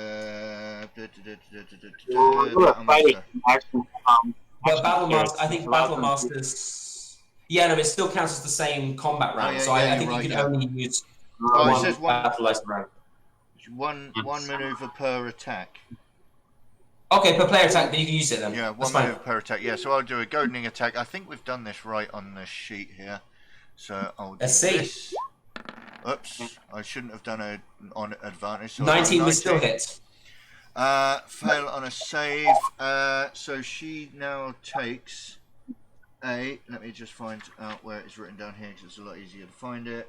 She takes a wisdom saving throw, which is DC 8 plus 2, which is 10, plus 15.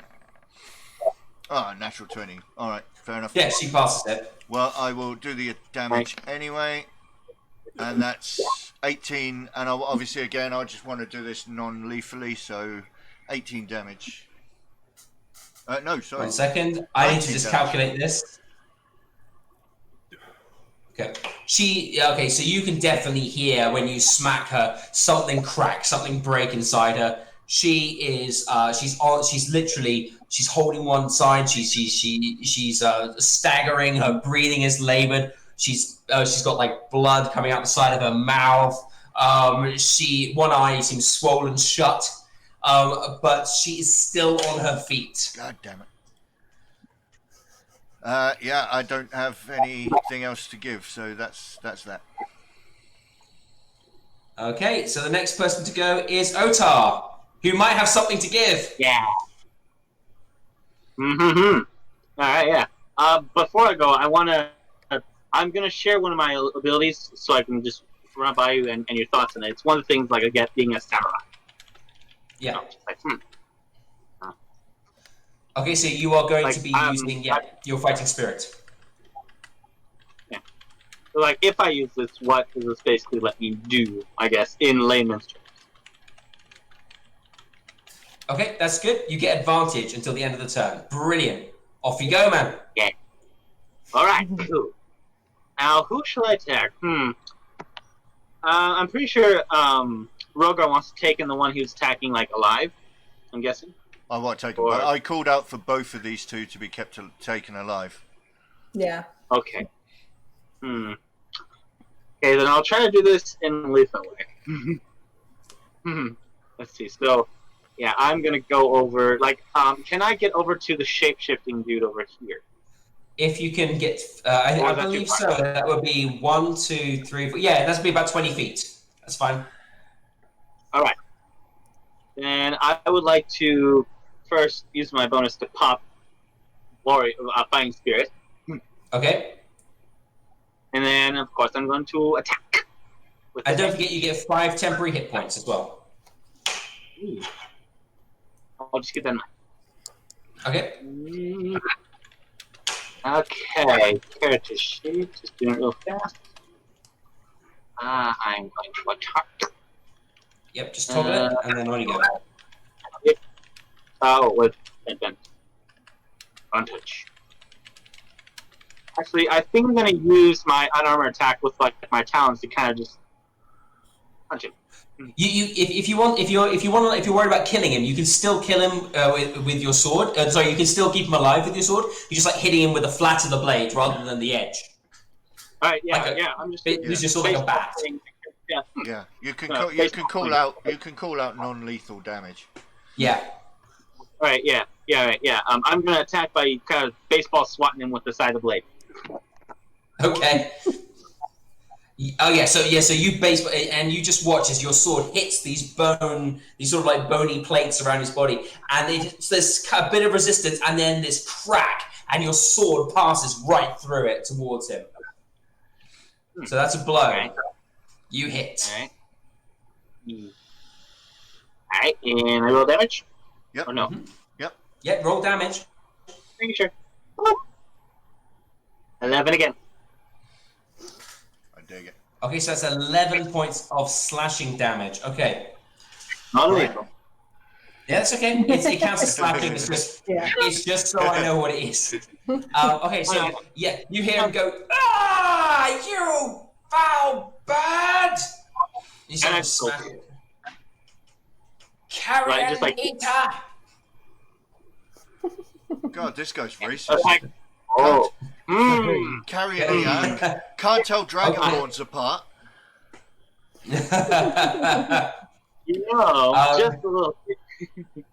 I was just gonna say, after that, like, Otrar gives like Rogar a look. Be like, I know you said, but I can't guarantee this man's life. After he said that, he doesn't have to. He doesn't have to be in one piece. Just alive. You can chop off a leg or an arm. All right. Next person is Pedrick. All right. Pedrick will cast Sacred Flame on this guy here. Okay. That's a dexterity saving throw, yeah? I thought it was. Give me 1 second. I don't want to tell you wrong. I thought that it was. Oh, I thought it would. Yeah, dexterity save, correct. DC 14. He doesn't have advantage. It's the left number. 12. He fails. So. Wow. So that is 12 radiant damage. So how does radiant flame look to you? I just want to know because I wonder how it looks when you conjure it. When I conjure it, it comes down in a funnel, almost like a tornado above their head, and engulfs. So that is a lot. That is quite a lot of damage. Yeah. So this you can see like his armor is made of like dark magic, and as you launch this sort of like this beam, this tunnel of light and fire at him, it smashes right into him, and it just like starts to burrow through his armor, and you can see him go as like the flames start to lick all over his body. You can see you can see him sort of like pull himself together after mutter like something under his breath, and he's like and pushes out, and like the flames disperse, but you can see he's taken a lot of damage from that blow. And then I will use my bonus action and attempt to grapple this one here. Okay. Grapple.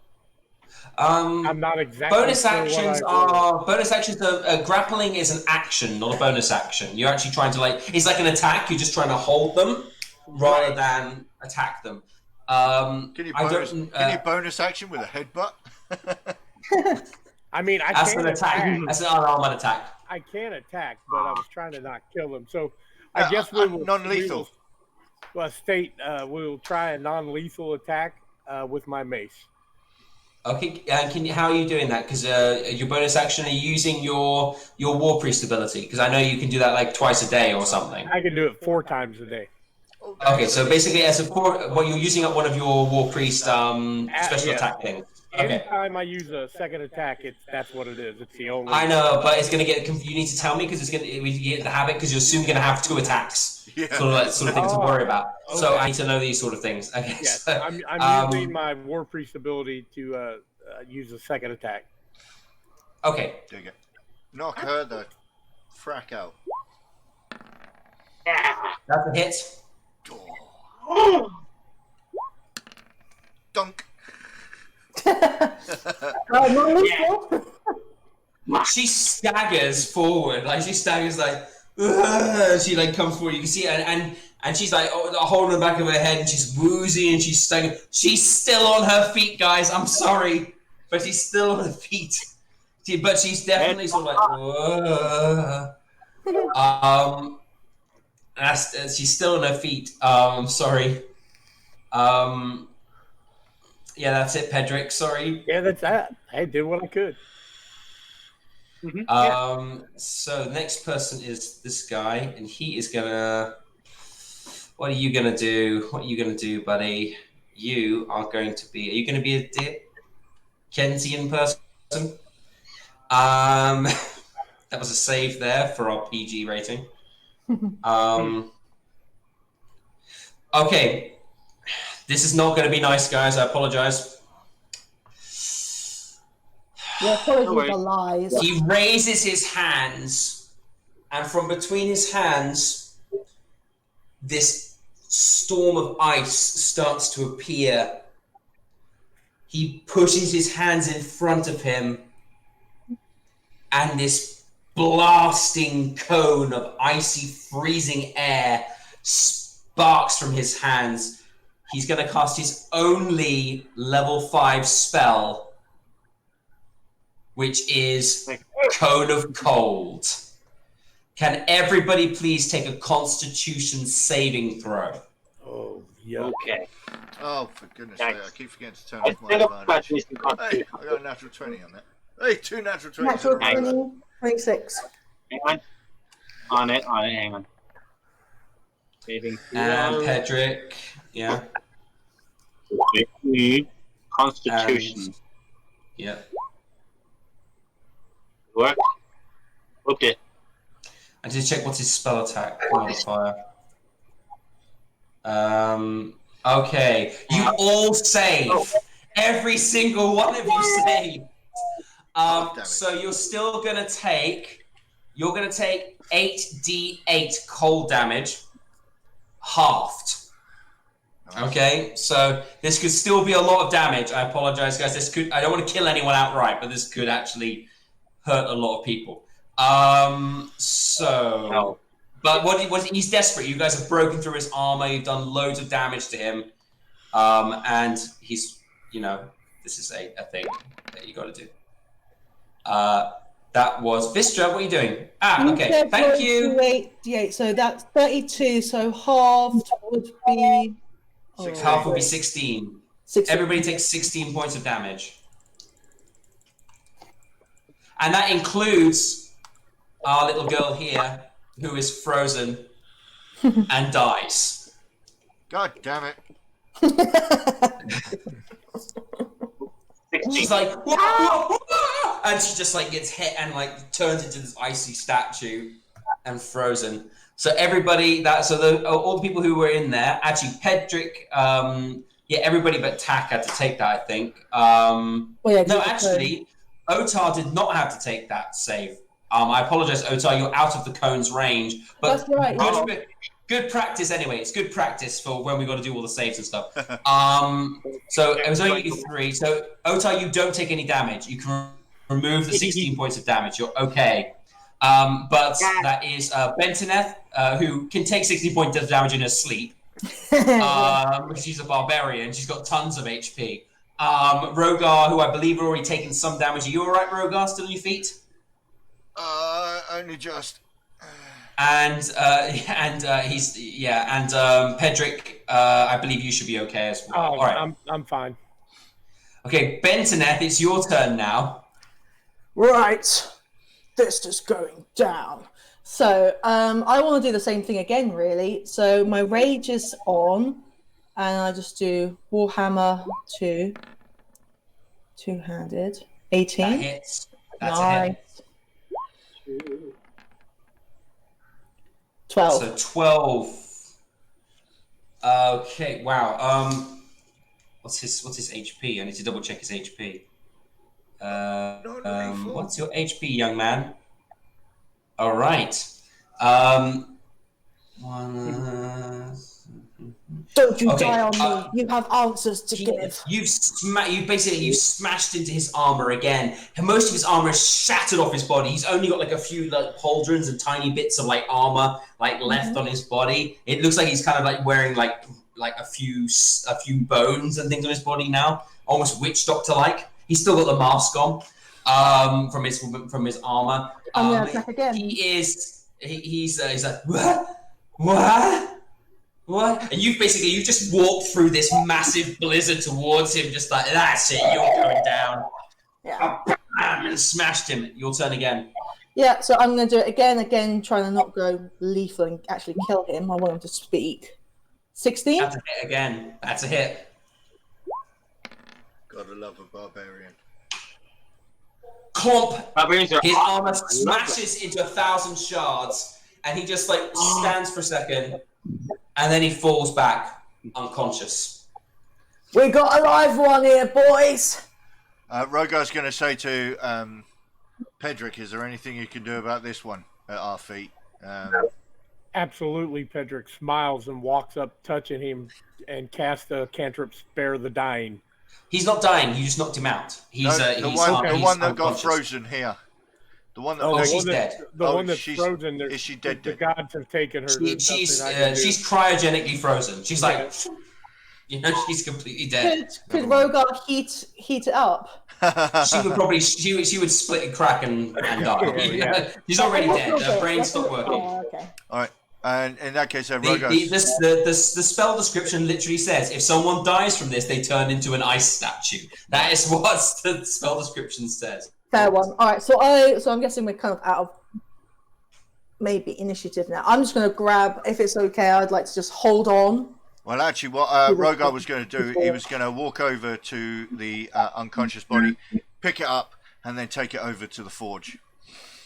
As you do that, 1 minute, because you don't quite notice the sound of little halfling feet moving towards the body. I just want to check something very quickly. Don't like the sound of that, DM. He is going to... Just going to check something. That's the sound of death. You know, Tack would never pass up an opportunity to loot a pocket. Yeah. Yeah, you don't notice as he slips a small book into his pocket from the coat of the mage. Fair enough. And then I'm going to pick up the body and I'm going to take it over to the forge, waiting for the person to wake up. Okay. And I'm actually saying that this is where we're going to end today's adventure, guys. Okay. Man. Okay, fair enough. I have to give us some experience for that fight because that was quite a hefty fight. So let me just you talk. Maybe you just want to talk. You can talk a little bit about Vistra. You've got your charity stream you're planning on doing. Maybe you want to just talk about that for 2 seconds while I sort this out. So on the 16th of October, which is a Wednesday, I'm going to be doing a 24-hour charity stream on the TMP channel for the charity Mind, which helps with mental illness. For example, it also has a website called Ellie Friends. So, for example, if you're feeling lonely or you're feeling down or you want to rant or something, you've got like a safe place to go and do that, which is really cool, or motivate people or all that sort of stuff. It's really wonderful and it's helped me out personally. It might be now on the 16th because of this possible job I might be getting soon. So it might be changed to the weekend, but it'll still be done around that week. So I will keep you updated on that day. But yeah, I'll be streaming miniature painting, video games, smoking, and anything that keeps me awake. So, yeah, that'd be cool. So hopefully it'll be helpful. My goal is for 50 euros that I want to try and get to donate to it. But we'll see. It's my first one, so I'm very nervous, but excited for. Okay, so I'm just calculating XP because I have to add that. I need to add the attempted trap, which was a pretty good idea, even if it didn't quite work out. Oh, DM, did we get anything from last week as well? No, we're still at last week. No, I didn't give out XP last week. I do actually owe you 1 or 2 pieces for that as well. Just give me 1 second. I'm still working on it. Yeah. I think Kellen was just asking if we were still where we were. So the answer to that is yeah, we're still where we were. And Will, do you want to talk about what you did Thursday? I was going to say maybe I should while we're waiting. I've started a new show here on the Meeple Palace.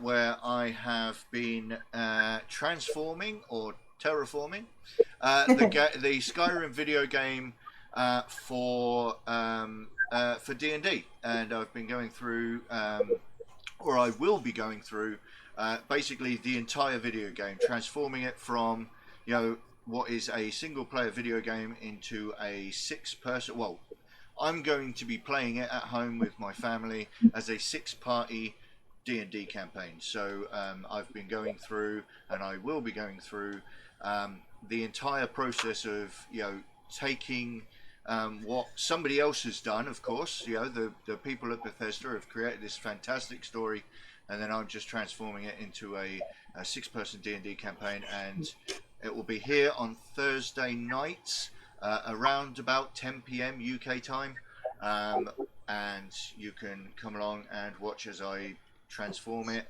and I will keep you up to date on how it works for my home game, and then possibly if all goes to plan, maybe in the future I might even run it here as a D&D campaign for the folks here on the Oh, you will. Snowy will give you no option.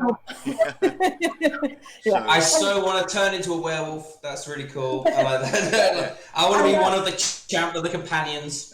And Will, that's for 5th edition, isn't it? That will be transforming it into a 5th edition campaign, yeah. Yeah, I thought so, yeah. Cool. Yeah. So everybody, you've got to come here, get your Viking hats. Yeah, and don't forget also you get to see Will's fantastic 3D prints of his dungeon tiles, so you can actually see him make it as a literal map.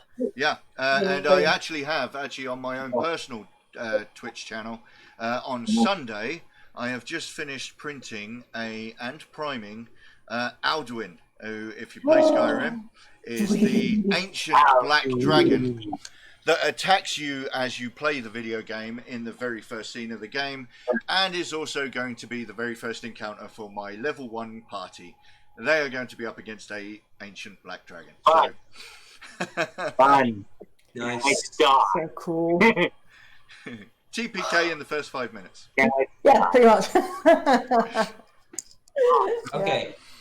I have experience to give to you guys. So you got 650 experience for that combat there. Sorry. You got six. Okay, I need to repeat my. Sorry. You got 650 for that combat. 50 for the attempted traps. Also 50 for the running and hiding interactions with Vistra. Plus, for last week, I'm giving you 100 for your sort of interactions and work around the town. There wasn't an awful lot, but I thought it was quite a good way to. It was very, very conversational and which was great. It was brilliant. But There wasn't a lot of action, there was quite a lot of talking, which is fantastic. But I'm going to give you, so in total, that's 850 experience do per we need to person. move up to level 5? To move up to level 5, we need Yeah, how much? 6,500.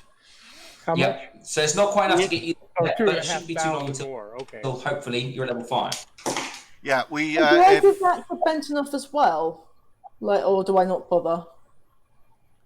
It depends what you guys want to do with Bentoneth. I mean, the only thing is right now you're playing her at the moment while Vista is somewhere else. So I don't really mind. I think I can handle 2 characters if you Yeah. want to have go ahead. her with you. Well, I mean, for the time being, Bentoneth is just in the forge. I mean, what happens after this with the conversations with Rogar, etc.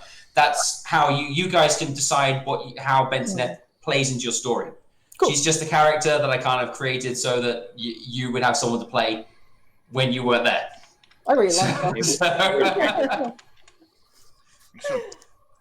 Or as a close friend. I know that Otar may try to attempt something with her, but Ooh. I like it. Okay. All right.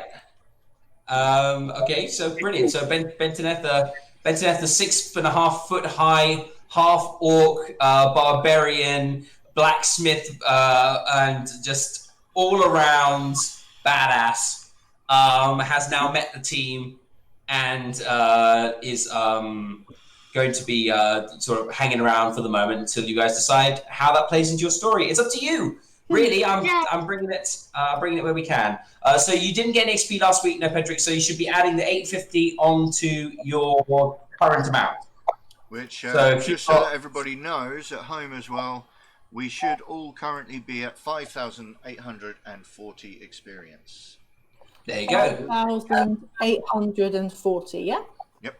Yeah, so that's not too far away from an actual level 5 is 6,700, I believe. So Yeah, yeah, six and a half thousand for level 5. 6,500. Level 5 soon, folks. Yeah, maybe next That's when session. everybody. Well, Bentonet's already level 5. She's already pretty kick-ass. She's got two attacks as it is. So Bentonet was currently at level 5, so she would be starting at 6,500 experience. So you can add another 850 onto her 6,500. She's on 6,700 actually on her experience points. It should be 6,500. I just put numbers in quickly to get her up levels while I was putting on character monster. So that should be 6,500. Who's good at math quickly? She's got 850, so you'd be adding it. You'd be 7,350. Fight. 7,350. 50. Thank you. Cool. Sorry, 7,250. No, 350. 350. Yeah. Work it out later. Sorry. Work it out Maths at later. 2 o'clock in the morning is not my strong suit. No. like I think Pedrick was trying to say something. Oh, Sorry, I was Patrick. just saying, if you can hear me, we should have got a pretty good amount of XP for that fight at the bridge, because that was one heck of a fight there. Yes. DM. What? The goblin fight. What goblin I'm fight? sorry, the orc With fight the at the orcs bridge. At the bridge? I gave you guys experience for that. We get it. That's why we got up to 4,900. Yeah, because you were like 4,400 or something, and I gave you you got up to 4,990 because of the orc fight. No, we get more. What up, puppy? I'm not giving you experience for experience sakes. You do something to earn it.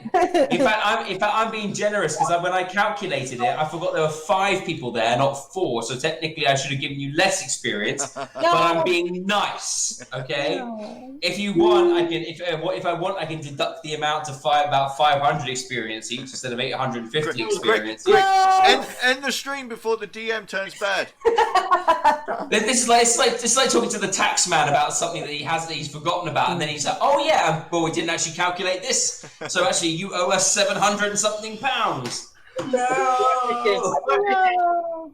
All right, that's us for tonight, guys. Yeah. Stay on. I'll find us someone to raid, and then so stay with us, and we'll just go to the end screen. Thank you so much. Thank you for the mixer follows. Thank you for watching on Twitch brilliant. and everything. Thank you so much. Thank you for the lurks and the chats, and you guys are awesome. Seriously. Yep. Yeah, And loving it. I will see everyone back here on Thursday night. Yes. Bye. And Yeah. bye. I'll be with you. So